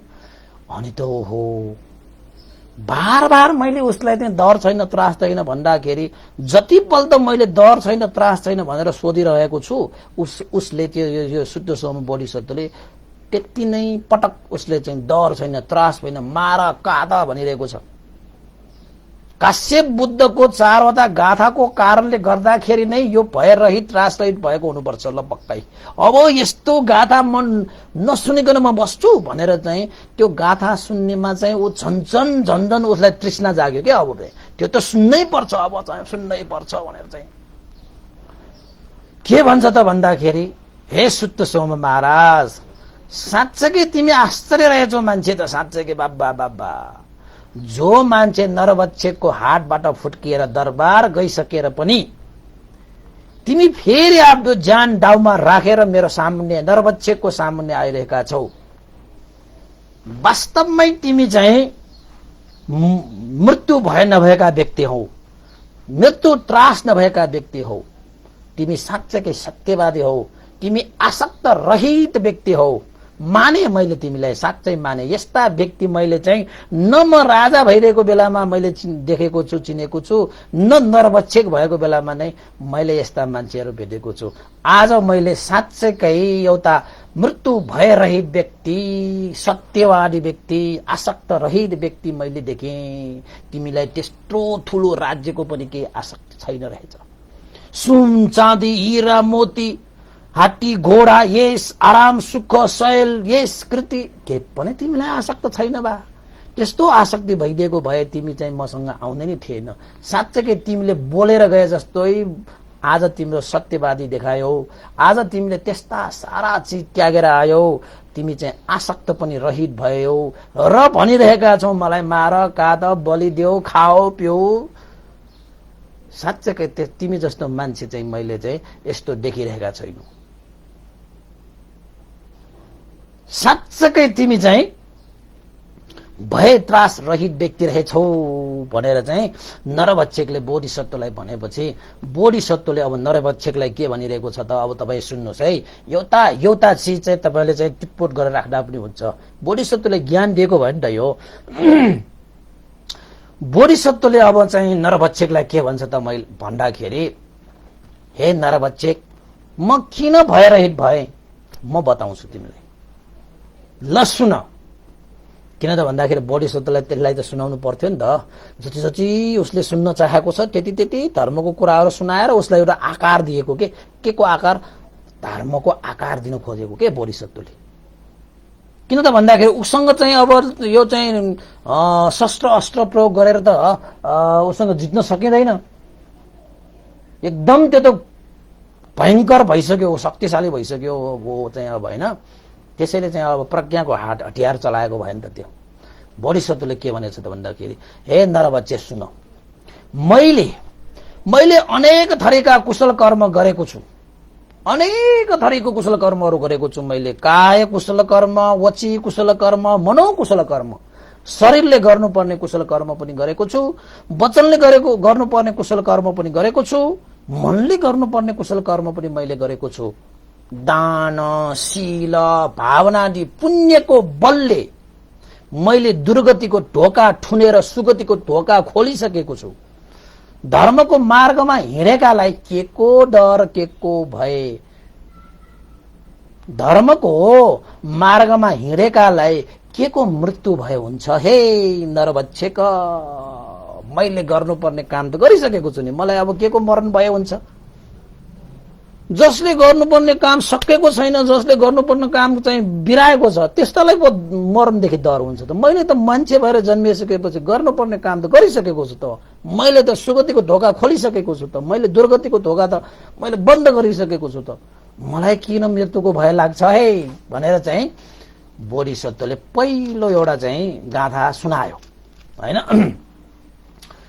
र अर्को दोस्रो नोटमा पनि त्यो नरभक्षक त सुनिरहेको छ, के भनिरहेको छ यो बोधिसत्व, यो चाहिँ सुत्तसोम राजाले सुगतिको ढोका खोलेर दुर्गतिको ढोका ठुनिसक्यो रे।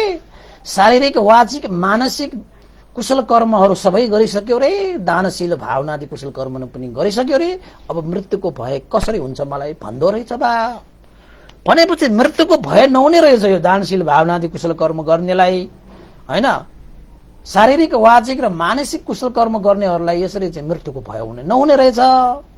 सुगतिको ढोका खोलिसकेका, दुर्गतिको ढोकालाई ठुनिसकेकाहरूलाई र सत्यको मार्गमा हिँडेकाहरूलाई मृत्युको भय हुँदैन रहेछ भनेर चाहिँ उसले विचार गर्यो। दोस्रो चाहिँ गाथा चाहिँ बोधिसत्वले के भने त भन्दाखेरि, मैले हे नरभक्षक मैले आफूलाई जन्म दिने जन्मदाता आमा बुवाको सेवा सत्कार गरेको छु हृदयदेखि। मैले आफूलाई जन्म दिने जन्मदाता आमा बुबालाई सेवा सत्कार गरेको छु हृदयदेखि। मैले परलोक जाने मार्ग शुद्ध गरेको छु रे। भनेको मतलब आमा बुबालाई सेवा गर्ने सत्कार गर्ने मान्छेहरूलाई परलोक जाने त्यो मार्ग शुद्ध गरेको हुन्छ।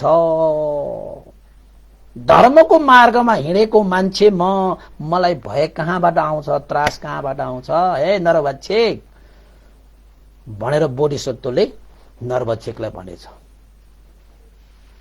किन भय छैन रे? जन्म दिने आमा बुबालाई, जन्मदाता आमा बुबा माता पितालाई हृदयदेखि श्रद्धा आस्था गौरव राखेर सेवा सत्कार गरेको छु। मैले परलोक जाने मार्ग शुद्ध बनाएको छु। धर्मको मार्गमा म हिँडेको व्यक्ति हुँ। त्यसैले मलाई भय कहाँबाट आउँछ, त्रास कहाँबाट आउँछ? म त सत्य मार्गमा हिँडेको मान्छे, धर्मको मार्गमा हिँडेको मान्छे। मलाई डर हुन्छ, मलाई त्रास हुन्छ हे नरभक्षक। अधर्मको मार्गमा लागेर, असत्यको मार्गमा लागेर 100औं वर्ष जिउनु भन्दा धर्मको मार्गमा लागेर, सत्यको मार्गमा लागेर एकैछिन जिउनु पनि जीवनको मूल्य छ। त्यसैले मलाई मरण भए डर छैन। यस्तो मान्छेलाई मरण भयो हुन्छ, मार, काट, बलिदेऊ, खाऊ, पिऊ। मलाई मेरो प्राण प्यारो छ, तर यो प्राण भन्दा पनि मलाई सत्य प्यारो छ, धर्म प्यारो छ। ल भयो, अब बुझे? सुनिरहनु भएको छ? बाबा बाबा, यस्तो देशना, यस्तो कथा, यस्तो धर्म कहाँबाट पाउँछौ? हैन?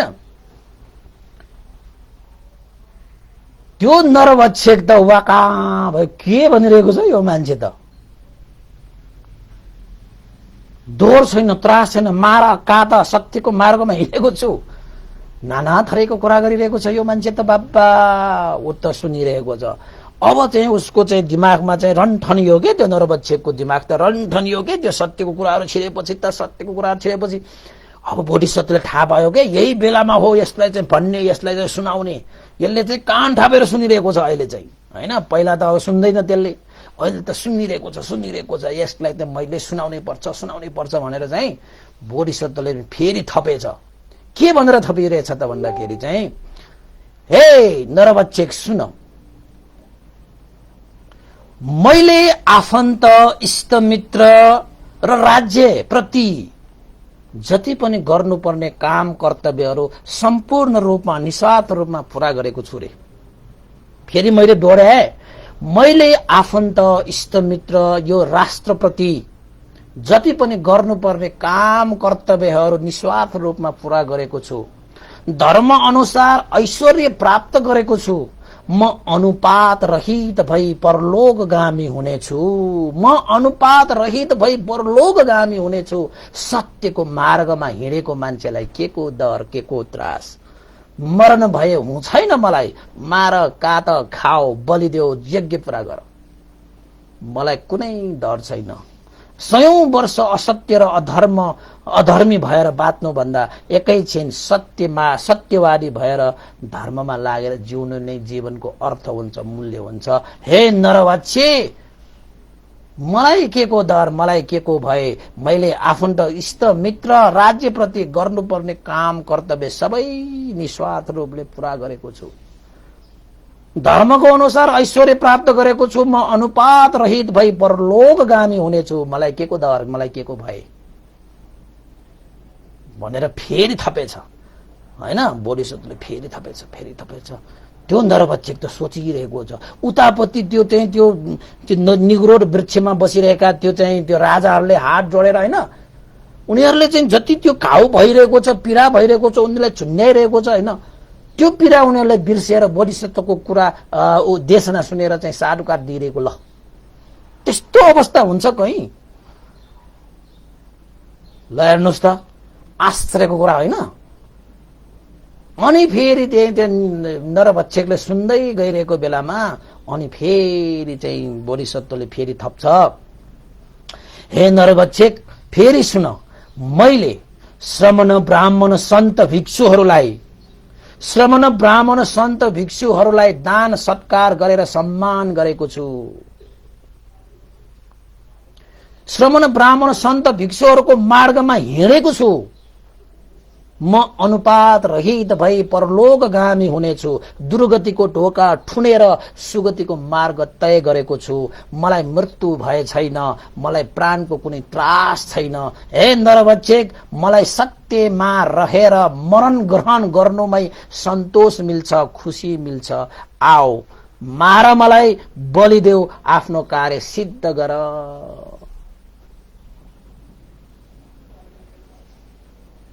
सुन्नुभयो बोधिसत्वले भन्नुभएको? सुन्नुभयो? राम्रोसँग सुन्नुहोस् है, राम्रोसँग सुन्नुहोस्। यसरी बोधिसत्वले चाहिँ भनेको छ कि मैले श्रमण ब्राह्मण सन्त भिक्षुहरूलाई दान सत्कार गरेर सम्मान गरेको छु र श्रमण भिक्षुहरूको मार्गमा मैले चाहिँ हिँडेको छु। अनुताप भनेको अनुताप रहित भई परलोकगामी हुनेछु। म त्यत्तिकै हुने छैन। जसरी चाहिँ माटोको भाँडोलाई फुटाएर सुनको भाँडो निकाले जस्तै मैले चाहिँ यो जन्ममा मैले चाहिँ मरण भइहाले पनि म मरण भएर के हुन्छ? मैले कर्म गरेको छु, राम्रो असल सत्य धर्मको कर्म गरेको छु भने मैले यो जन्म मरण भए पनि अवश्य पनि मैले चाहिँ सुगतिगामी हुनेछु। यो भन्दा पनि चाहिँ उच्च श्रेणीको मैले चाहिँ अब जीवन पाउने छु। त्यसैले मलाई कुनै चाहिँ भय छैन, त्रास छैन। मलाई सत्यमा रहेर मरण ग्रहण गर्नुमै सन्तोष मिल्छ, खुसी मिल्छ। आओ मार, मलाई बलिदेऊ, यज्ञ गर, तिमी चाहिँ आफ्नो कार्य सिद्ध पार भनेर चाहिँ बोधिसत्वले त्यसरी नरभक्षकलाई त्यसरी भनिरहँदाखेरि नरभक्षकले के सोच्यो त भन्दाखेरि ओहो, यो मान्छे त कति निर्भीक भएर चाहिँ मलाई मार, काट, खाऊ, यज्ञ गर, सिद्ध गर भनिरहेका छौं। बोधिसत्वले भनिरहेका छौं एक दिन त मर्नु नै छ। आज मरौला, भोलि मरौला, मलाई चाहिँ थाहा छैन कुन दिन म मर्छु भन्ने मलाई थाहा नहोला, तर मर्न त मर्छु भन्ने मलाई थाहा छ। को बात छ र यो संसारमा? जतिसुकै बल होस्, जतिसुकै धन होस्, यद्यपि मसँग राज्य छ, राजा छ, प्रजा छ, यशकृति छ, त्यो सबै कुराहरू एक दिन मरेपछि सबै बिलाएर जान्छ। जतिसुकै धन होस्, शक्ति होस्, बल होस्, सबै एक दिन चाहिँ मरेर जानुपर्छ। है नरभक्षक, तिमी मात्र को हो र? तिमी पनि एक दिन त मर्छौ। आज तिमी बलियो छौ भनेर काटेर खाइरहेका छौ, मारेर खाइरहेका छौ, तर त्यही बल भएको त्यो शरीर एक दिन त्यो पनि काम नलाग्ने मुडा जस्तै यो जंगलमा ढल्ने छौ। तिमीले याद गर, तिमीले जतिसुकै बल भएर अब तिमीले घमण्ड गर, तिमी पनि एक दिन त मर्छौ नि। त्यसैले मर्नु जब एक दिन छ भने आज म सत्यमा बसेर मर्दाखेरि, मर्न पाउँदाखेरि मलाई खुसी नै लाग्छ, मलाई सन्तोष नै मिल्छ। हे नरभक्षक, मार, काट, तिम्रो कार्य सिद्ध बनाऊ भनेर बार बार मृत्युलाई बोलाइरहेको छ। ल बोधिसत्वले, ओहो, नरभक्षकले सोचेछ आफ्नो मृत्युलाई यसरी बार बार बोलाउने मान्छे मैले कहीँ कतै देखेको छैन रे। ल त्यो नरभक्षकले सोचेको। उसले मलाई के भनिरहेको छ त भन्दाखेरि एक दिन त सबै मर्नुपर्छ, तर मर्दाखेरि सत्यमा बसेर मर्नुपर्छ, धर्ममा बसेर मर्नुपर्छ भन्ने कुरा यसले मलाई सिकाइरहेको छ।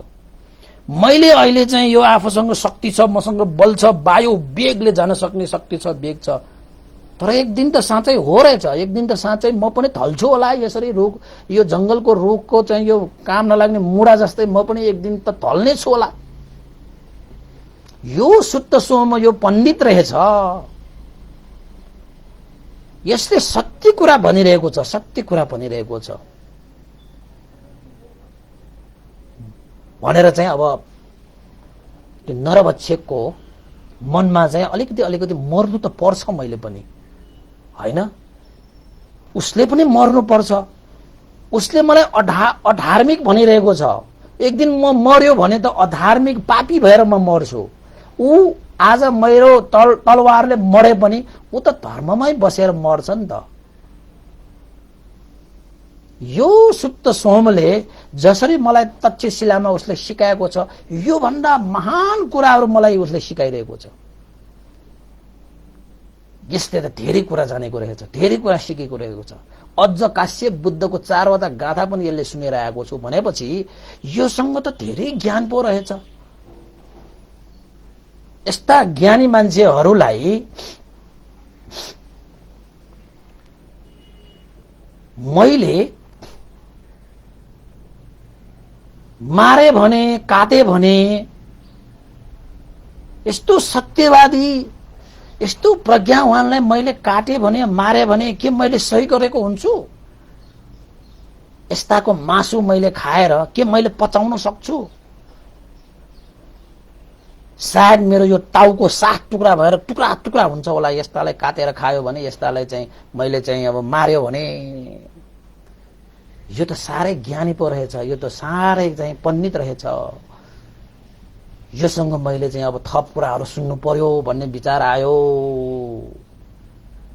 अनि के भनेछ त भन्दाखेरि, हे सुत्त सोमराज, तिमीले आज चाहिँ साँच्चै मरण भए रहित भएको ज्ञान गुणका कुराहरू मलाई सुनाइरहेको छौ, जसरी तिमीले चाहिँ तक्षशिलामा मलाई सिकाइरहेको छौ। आज तिमीले पनि नरभक्षकको रूपमा भए पनि तिमीले चाहिँ मैत्री करुणा राखेर मलाई चाहिँ ज्ञान गुणका कुराहरू एक पछि अर्को गर्दै मेरो त दिमागको यो चाहिँ यो के भन्छ बिर्को खोलिरहेका छौ तिमीले त। साँच्चै तिमी पण्डित रहेछौ। हे सुत्त सोम, मलाई त्यो कुरा पनि सुन्नु छ, यो कुरा मात्रै होइन त्यो कुरा पनि सुन्नु छ जुन कुरा तिमीले चाहिँ ब्राह्मणको मुखबाट काश्यप बुद्धको 4वटा गाथा जुन सुनेर आएका छौ, त्यो गाथा पनि मलाई सुनाउ त। के हुने रहेछ त्यो गाथाहरूले?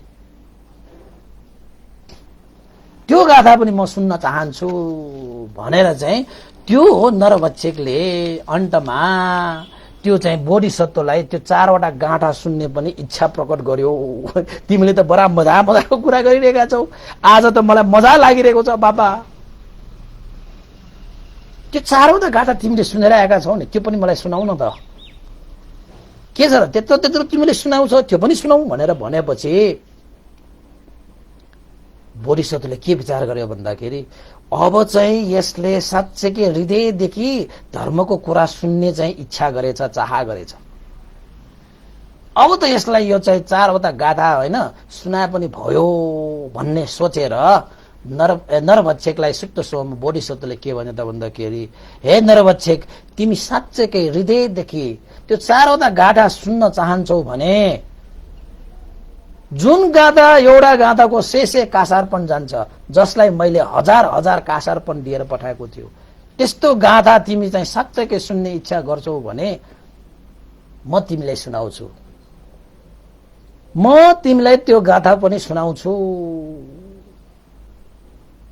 भनेर भनेपछि नरभक्षकले के भन्यो त भन्दाखेरि, अवश्य मित्र, हे सुत्त सोम महाराज, मलाई त्यो 4वटा गाथा सुनाऊ जुन गाथाको एउटाको शेषे कासारपन जान्छ। तिमीले त 1000 कासारपन तिर्यौ, कस्तो रहेछ त्यो गाथा? म पनि सुनौ भन्दाखेरि सुत्त सोम बोधिसत्वले के भनेछ त, मैले त 1000 कासारपन तिरेको त्यो एउटा गाथा सुन्नको निमित्त। तिमीले के दिन्छौ त त्यो गाथा सुन्नको लागि? तिमीले के दिन सक्छौ, के दिन्छौ र तिमीले त्यो गाथा सुन्ने इच्छा गर्यो भनेपछि नरभक्षकले के भन्यो त भन्दाखेरि, अवश्य मैले पनि त्यो गाथा सुनिसकेपछि यदि चाहिँ तिमीले जस्तै होइन, तिमीले 100 रुपियाँको एउटा गाठालाई 1000 तिरे जस्तै त्यो गाथा सुनेपछि मैले पनि मूल्याङ्कन गर्नेछु त्यसको कति मूल्य हो, त्यो अनुसार मैले आफूसँग क्षमताले मैले पनि केही चाहिँ अवश्य दिन्छु तिमीलाई, चिन्ता नगर तिमी। यो चाहिँ एउटा क्षत्रियको वचन भयो। म पनि क्षत्रिय हुँ, म पनि राजा हुँ, मैले पनि तिमीलाई वचन दिए, ल म पनि केही दिउँला नि, ल भनेर चाहिँ सुनाऊ मलाई भनेपछि अनि बोधिसत्वले चाहिँ त्यो काश्यप बुद्धद्वारा देशिक 4वटा गाथा बोधिसत्वले नरभक्षकलाई सुनाएछ।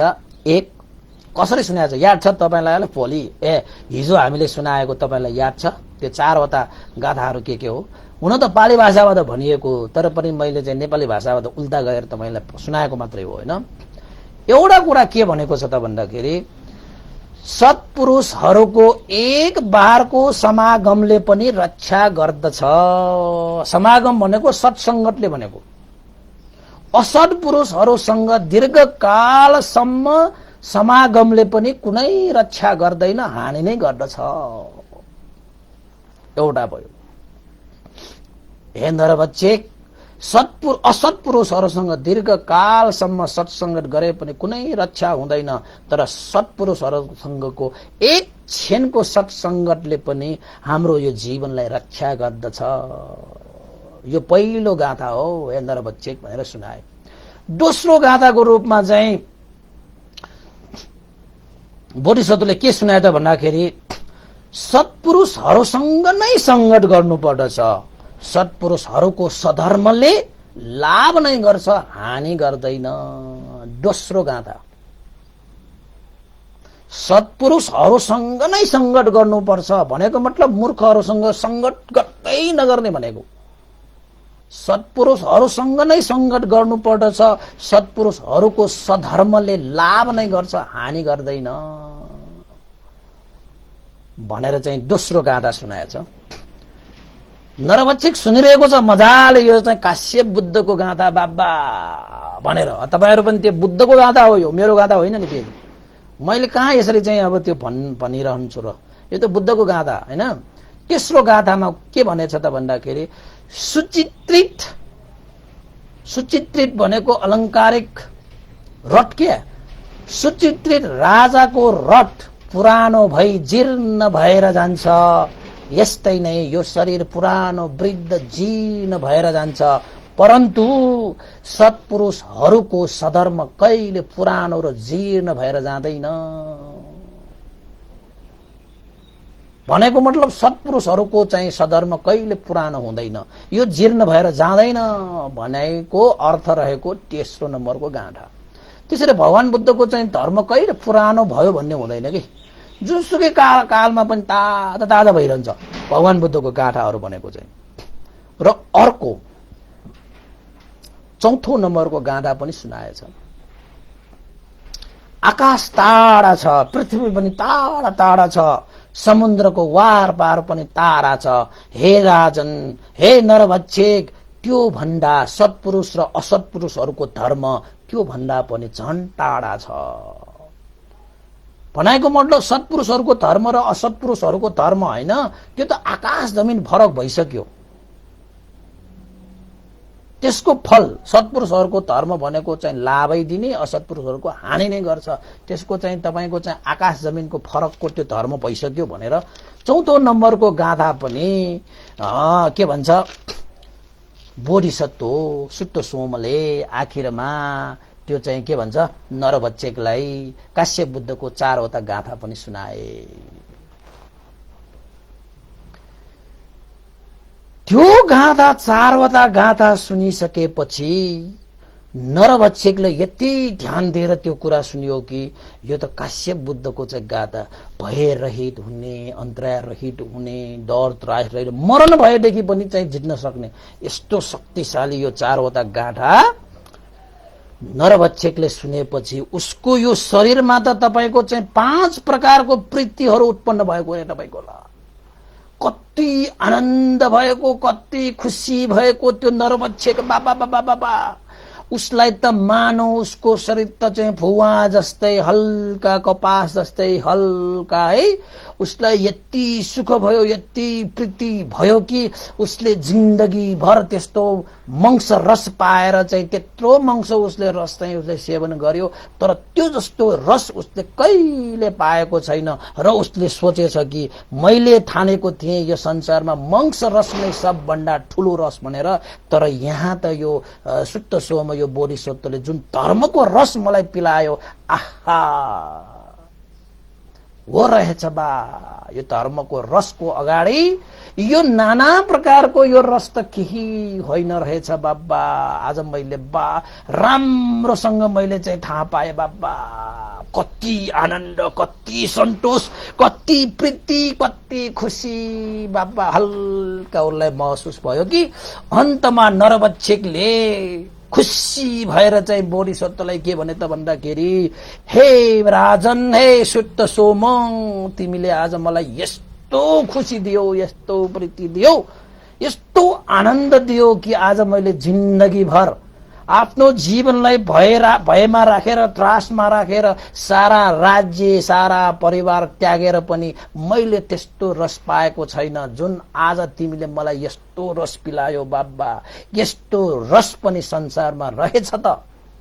म अज्ञानी भएर चाहिँ यसरी चाहिँ यो रस तृष्णामा भुलेर चाहिँ म बसेको रहेछु त। कति आनन्द आउने, कति सन्तोष मिल्ने, कति हल्का देशना गर्यो तिमीले। साँच्चै यो के भन्छ, काश्यप बुद्धको यो चारवटा गाथा त तिमीले भने जस्तै हजार हजार कासार्पणले नपुग्ने रहेछ। यसको मूल्य सय रुपियाँ कासार्पण होइन रहेछ। हे सुत्त सोम, तिमीलाई मैले त्यसरी कासार्पण दिनको निमित्त मसँग धन चाहिँ छैन, तर मैले अघि नै भनेको छु, मैले वचन दिएको छु कि यो गाथा सुनिसकेपछि मैले चाहिँ अनुभव गरेँ भने मैले यसको चाहिँ मूल्य तिमीलाई दिनेछु भनेर मैले भनेको थिएँ। त्यसैले मैले तिमीलाई एउटा एउटा गाथाको चारवटा गाथा मध्ये चारवटा वर दिन्छु तिमीलाई। मैले अरू त केही दिन सक्दैन, म तिमीलाई वर दिन सक्छु। वर भनेको यहाँ चाहिँ के हो त भन्दाखेरि वचन दिएको के। जस्तै तपाईहरुको चाहिँ हिसाबबाट भन्ने हो भने चाहिँ मैले यस्तो गरिदिएँ भनेर चाहिँ एउटा चाहिँ वचनबद्ध भइदिने, त्यसलाई चाहिँ यहाँनिर वर भनेर चाहिँ उल्लेख गरिएको छ हैन। त्यति बेला चाहिँ वर भन्थ्यो, मैले तिमीलाई चाहिँ वर दिन्छु। चारवटा वर माग, एउटा गाथाको एउटा वर म दिन्छु तिमीलाई। मलाई साह्रै खुसी लागेको छ। खुसी भएपछि मान्छेलाई के दिउँ जस्तो लाग्छ। आज मैले तिमीले यो सुनाएको चारवटा गाथाको लागि मैले केही नदिकन म बस्नै सकेन।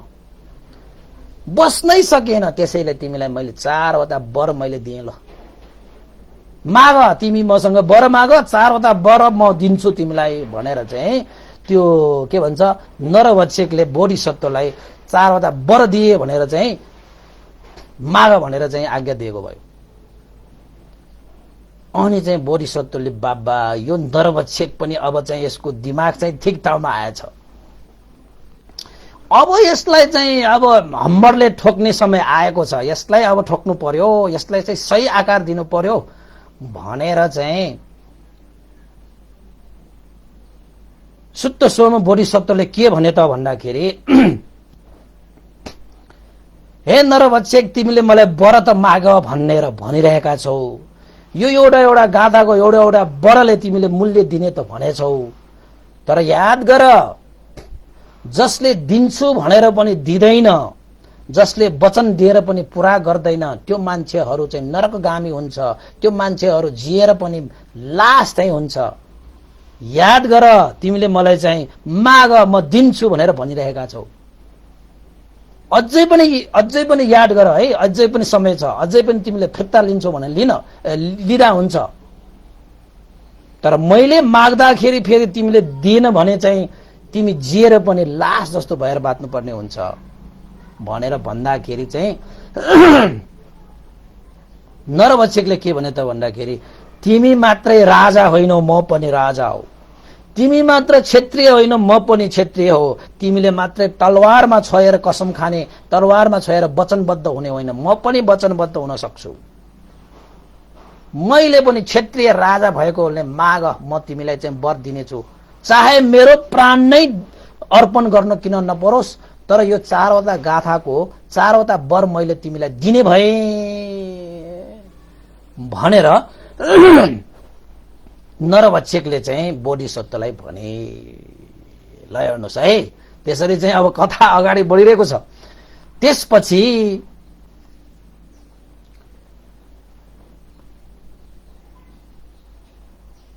यो बोधिसत्वले त्यसो भए साँच्चै तिमीले आफ्नो प्राणसम्म अर्पण गरेर मलाई चारवटा वर दिन्छौ भने म अवश्य माग्छु। किन त भन्दाखेरि यो अमूल्य यो चाहिँ मैले चारवटा गाथा तिमीलाई मैले सुनाएको छु। यसको बदलामा तिमीले वर दिन्छु भन्यो, मैले अवश्य माग्छु, तर दिनुपर्छ। आफ्नो वचनबाट कहिले पिछा हट्दैन क्षत्रियहरू, राजाहरू। तर तिमीले चाहिँ प्राणै अर्पण गर्न परे पनि दिन्छु भनेर भनिसकेको छु। जसले दिन्छु भनेर दिँदैन त्यो मान्छे नरकगामी हुन्छ। जसले वचन दिएर पनि पूरा गर्दैन त्यो मान्छे बाँचेर पनि मरेको तुल्य हुन्छ। त्यसैले हे नरभक्षक, मैले तिमीसँग पहिलो वर मागे भनेर भन्दाखेरि नरभक्षकले माग, हे सुत्त सोमा माग, म तिमीलाई वर दिन्छु भनेपछि अब चाहिँ ठिक मौका हो, यसलाई अब अलिकति चाहिँ आफ्नो बसमा पार्नु पर्यो भनेर चाहिँ बोधिसत्वले के विचार गरे त भन्दाखेरि ल पहिलो वर चाहिँ उसकै हितमा म माग्छु, उसकै हितमा म वर माग्छु, अनि ऊ आफै खुसी हुन्छ, अनि बिस्तारै ऊ चाहिँ यो धर्मको चाहिँ आकारमा आउँछ। र बोधिसत्वले चाहिँ पहिलो वर के मागे त भन्दाखेरि हे नरभक्षक, तिम्रै अनुरोधमा मैले पहिलो वर तिमीसँग मागिरहेको छु। म मेरो मित्र नरभक्षक 100 वर्षसम्म निरोगी भएर बाँचेको हेर्न चाहन्छु। त्यसैले निरोगी भई मेरो मित्र नरभक्षक तिमी 100 वर्ष बाँचेको हेर्न पाओस्, यही मेरो पहिलो वर मागेको भयो भनेर बोधिसत्वले चाहिँ नरभक्षकलाई चाहिँ मागेछ। हेर्नुहोस् के मागे त भन्दाखेरि 100 वर्षसम्म आफ्नै त्यो नरभक्षक होइन, त्यो मित्र नै बाँचेको हेर्न चाहेको के, उसले बाँचेको हेर्न पाओस् भनेर चाहिँ उसले चाहिँ वर मागेछ। अनि नरभक्षकले के भनेछ त भन्दाखेरि लो वर माग भनिरहेको त तिमीले त के हो, मेरो लागि पो मागेको छौ त तिमी त, के तिम्रो यो पहिलो वर हो र भनेर भन्दाखेरि बोधिसत्वले के भने त भन्दाखेरि अवश्य मित्र, मेरो यो पहिलो वर, त्यसैले तिमी 100 वर्षसम्म मजाले निरोगी भएर बाँच्ने किसिमले तिमीले जीवनयापन गर्नु पर्यो, तिमी 100 वर्ष बाँचेको मैले हेर्न पाओस् भनेर भन्दाखेरि नरभक्षक त चाहिँ जिल पर्यो। के भन्छ बा, यसले चाहिँ वर माग भन्दा पनि यसले त मेरै हितको लागि, मेरै सुखको लागि, मेरो नै जे होस् भनेर पो यसले चाहिँ वर मागिरहेको छ। बाबा यो सुत्त सोम यो त साह्रै पण्डित रहेछ, उसले आफ्नो हित भन्दा पनि परहितको लागि यसरी वर मागिरहेको छ। ओहो आश्चर्य भयो बा, त्यसैले पो यो चाहिँ पण्डित भएको रहेछ, त्यसैले पो यसको चाहिँ यस कृति बढेको रहेछ, त्यसैले त मृत्यु भएबाट रहित भएको रहेछ बा। हे मित्र सुत्त सोम, हे महाराज, मैले यो पहिलो वर तिमीलाई दिएँ, ल मैले कसरी हुन्छ 100 वर्षसम्म निरोगी भएर बाँच्ने चाहिँ म कोसिस गर्छु भनेर चाहिँ पहिलो वर चाहिँ दिए भनेर भने। दोस्रो वर रूपमा चाहिँ के भने त भन्दाखेरि बोधिसत्वले दोस्रो वरको रूपमा के भने त भन्दाखेरि हे नरभक्षक, हे मित्र, 100 वर्षसम्म तिमी बाँचेको हेर्न पाओस् भनेर मैले वर मागेको छु। त्यसको लागि तिमी चाहिँ शत्रुविहीन हुनुपर्छ, सबैको प्रिय हुनुपर्छ। त्यसैले मैले अर्को वर तिमीसँग मागे, तिम्रो अधीनमा रहेका यो निगरोड वृक्षमा यो हट्केलामा पाल पाडेर डोरीले बाँडेर तिनीहरूलाई जुन झुन्ड्याइरहेका 100 भूपालक राजाहरूलाई नमार, बलि नदेऊ, प्राण दान देऊ, यो मेरो दोस्रो वर हो भनेर चाहिँ त्यो बोधिसत्वले त नरभक्षकलाई चाहिँ मागेछ बा। भनाइको मतलब त्यो राजाहरू सबै क्षेत्रीय राजाहरूलाई नमार, बलि नदेऊ, उनीहरूलाई चाहिँ छोडिदेऊ। मैले नरभक्षकसँग यो दोस्रो वर मागे भनेर भन्दाखेरि त एकछिन त उसलाई के गरौँ भइसक्यो। त्यहाँ अब उसलाई त्यत्रो दुःख गरेर उसले ल्याएको त्यो राजाहरूलाई अब छोडेर पठाउनु पर्ने, प्राण दान दिनु पर्ने, कस्तो गाह्रो उसलाई त। तैपनि उसले के भनेको छ, बरु मेरो प्राणै गए पनि मैले तिमीलाई वर दिन्छु भनेर भनिसकेको रहेछ। होइन, एउटा क्षेत्रीय एउटा राजाले वचन दिइसकेको रहेछ। त उसले चाहिँ आफ्नो मनलाई मारेर भए पनि उसले के सोच्यो त भन्दाखेरि पछि पछि जस्तो हुनुपर्छ गरौँला, तर उसलाई मैले वचन दिइसकेको छु, यो राजाहरूलाई छोडिदेऊ भनेपछि ल हे राजन सुत्त सोम, यो दोस्रो वर पनि मैले तिमीलाई दिएँ भनेर आखिर चाहिँ त्यो चाहिँ राजाहरू सबैलाई चाहिँ के गरिदियो, प्राणदान गरिदियो, बलि नदिने भयो। त्यति गरिसकेपछि त्यो चाहिँ त्यो रुखमा बसिरहेका झुन्डिरहेका राजाहरूले त बोधिसत्वको साडो साडो जे कार गरेर हाम्रो प्राणदाता, हाम्रो प्राण रक्षक, हे बोधिसत्व, हे शुद्ध सोम, तिमीले आज हाम्रो जीवन रक्षा गर्यो, तिमी धन्य हौ भनेर सबैले साधुकार दिएर आँसु झार्दै साधुकार दियो। नरभक्षकले त्यो उनीहरूलाई प्राणदान गर्यो नि त, होइन। त्यसपछि बोधिसत्वले चाहिँ अर्को पनि वर माग्छु हे नरभक्षक, तिमीले दिनुपर्छ भनेर भनेपछि माग। जब मैले चाहिँ त्यत्रो यज्ञ गर्नको निमित्त, बलि दिनको निमित्त त्यत्रो दुःख गरेर मैले 100 क्षेत्रीयहरूलाई त त्यागेको छु भने अर्को वर तिमी के माग्छौ, माग। मैले दिन्छु भनिसके, दिन्छु मैले भनेर चाहिँ फेरि त्यहाँ अब राजाको छाँटकाटमा त्यो बोलेको भयो नि त, के भन्छ त्यो नरभक्षक पनि। त्यसपछि चाहिँ बोधिसत्वले अर्को के मागेछ त भन्दाखेरि, उसले नरभक्षकले चाहिँ होइन त्यो बोधिसत्वले के सोच्यो त भन्दाखेरि, हे नरभक्षक, तिमीले चाहिँ यो राजाहरूलाई प्राणदान त दियो, तर यी 100 राजाहरूलाई आफ्नो राज्यमा सुरक्षितका साथ पुर्याइदेऊ। यहाँबाट पठायो भने के हुन्छ कसो हुन्छ थाहा छैन। राजाहरू भनेको छ देशको अभिभावक जस्तो हो, कसले के गरिदियो भने त राज्य नै प्राप्त गर्छ, होइन। त्यसैले यो राजाहरूलाई चाहिँ तिमीले अब यो जंगलमा ल्याएको छौ, उनीहरूलाई के पनि थाहा छैन। त्यसैले यो सबै राजाहरूलाई जसरी तिमीले उठाएर ल्याएका छौ त्यसरी नै तिमीले चाहिँ सुरक्षितका साथ राजाहरूलाई राज्यमा पुर्याइदेऊ, यो मेरो तेस्रो वर भयो भनेर चाहिँ बोधिसत्वले त्यो नरभक्षकसँग तेस्रो वर पनि मागे। तेस्रो वर मागेपछि अब त्यो चाहिँ नरभक्षकले के सोच्यो त भन्दाखेरि, जब मैले प्राण लिनको निमित्त, बलि दिनको निमित्त ल्याएका राजाहरूले मैले प्राणदान गरेँ भने अब यिनीहरूलाई चाहिँ राज्यमा छोड्नुको मलाई के ठुलो कुरा भयो र।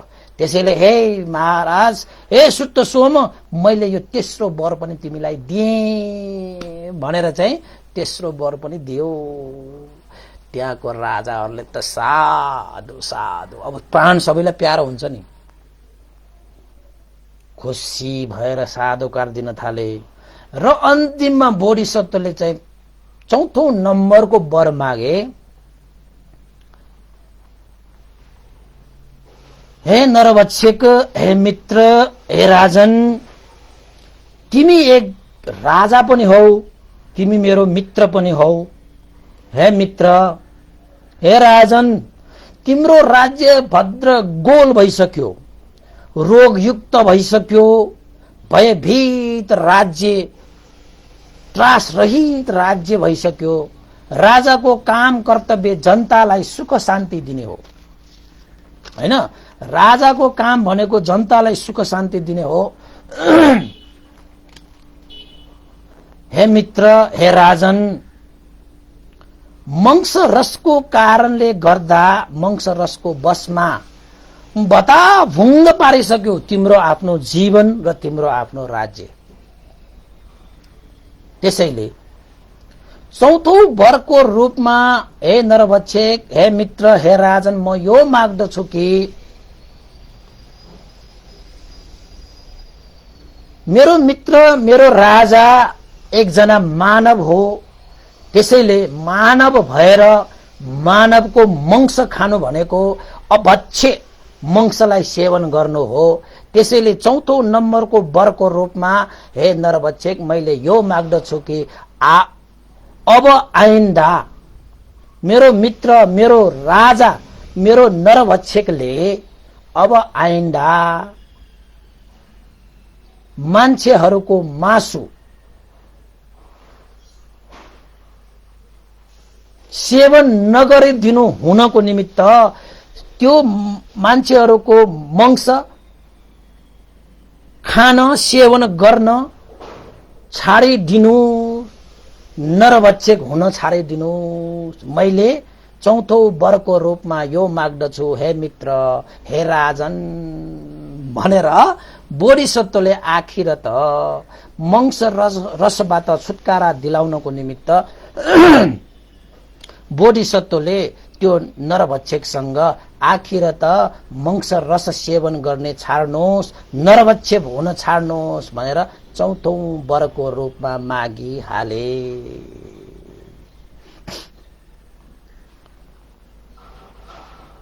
यसरी चौथौं वर चाहिँ मागेपछि त्यो नरभक्षक त गलललललल पो हाँस्यो त बाबा, गलललल पो हाँस्यो त बाबा। यो सुत्त सोम त कसरी मलाई यसरी चाहिँ घुमाई घुमाई त्यो जालमा पारेको रहेछ।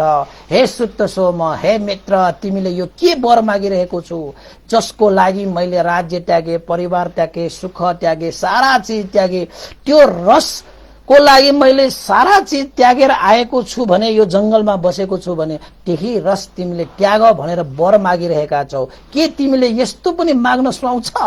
के मागेको तिमीले यस्तो वर? त्यसैले चाहिँ यो वर त म दिन सक्दैन, तिमीले यसको सट्टामा अर्कै वर माग भनेर भनेपछि आखिरमा बोधिसत्वले के भने त भन्दाखेरि, हे नरभक्षक, हे राजन, पहिल्यै मैले भनेको छु, जसले दिन्छु भनेर पनि दिँदैन ऊ नरकगामी हुन्छ, ऊ जिएर पनि मृत्यु भएको जस्तो लास भएर बाँच्नु पर्ने हुन्छ। मैले पहिले भनेको छु र नरभक्षक तिमी आफैले पनि चाहिँ यो कुरा चाहिँ स्वीकारेको छ। दिने भनेर नदिने मान्छे दिन्छु भनेर पनि दिँदैन, ऊ नरकगामी हुन्छ, तिमीले पनि स्वीकारेको कुरा हो। आफ्नो प्राण पनि दिन्छु भनेर पनि तिमीले चाहिँ यो वचनबद्ध भएको हो, वर माग भनेर भनेको। आज मैले तिम्रो प्राण मागेको छैन, तिम्रो ज्यान मागेको छैन, बस तिमीले आफ्नो जीवन यापन गर्नको निमित्त जुन रस तृष्णा छ त्यो तृष्णालाई त्यागिदेऊ भनेर मात्र मागेको छु। मलाई यसको सट्टा अरू कुनै पनि वर चाहिँदैन, मलाई यही वर देऊ। यदि तिमी सत्यवादी हुन्छौ भने, तिमी क्षत्रिय हो भने, तिमी राजा हो भने, वचनबद्ध हो भने मलाई यही वर देऊ, मलाई अरू वर चाहिँदैन भनेर आखिर त बोधिसत्वले चौथो वरको रूपमा यो चाहिँ नरभक्षक हुन छाड्ने, नर मान्छेहरूको मासु खाने, काट्ने आदि इत्यादि जुन चाहिँ हत्या हिंसा गर्नुपर्छ त्यो कुरालाई छाड्नुहोस् भनेर चाहिँ चौथो रूपका वर मागे। तर यहाँनिर चाहिँ बोधिसत्वले चाहिँ वर मागे, तर चाहिँ नरभक्षकले चाहिँ दिन चाहिँ अलिकति कन्जुसाइ गरिरहेको छ यहाँनिर चाहिँ, हैन? उसले मागिरहेको छ, उसले दिइरहेको छैन। म त यसकै लागि त यत्रो त्याग गरेर आएको छु, यही माग्ने, यसको सट्टामा अरू माग। वर नदिने होइन, दिने, तर यसको सट्टामा अरू माग भनेर चाहिँ नरभक्षकले भनिरहेको सम्मको आजको यो उपदेशलाई मैले यहीँनिरसम्म चाहिँ क्रमशः गरे। भोलि के हुन्छ, उसले दिन्छ कि दिँदैन, बोधिसत्वले लिन्छ कि लिँदैन, र त्यो वर पनि दिइसकेपछि भोलि चाहिँ के हुन्छ उसको जीवन? अब त्यो जंगलमै बस्छ कि त्यो अब कहाँ हुन्छ, के हुन्छ? भोलिको यो अन्तिम भाग भोलि हुन्छ। त्यसैले भोलि 6 भागसम्मको अन्तिम भाग लिएर अवश्य आउनेछु। त्यो नरभक्षकलाई अब के गर्छ, उसको जीवनलाई अब बोधिसत्वले कसरी उसलाई चाहिँ सुधार्छ भन्ने कुराको बारेमा, हैन, सबै कुरा चाहिँ अब भोलि नै अब टुङ्ग्याउनु पर्ला। आज चाहिँ 5औं भाग यही चाहिँ मैले क्रमशः गरे।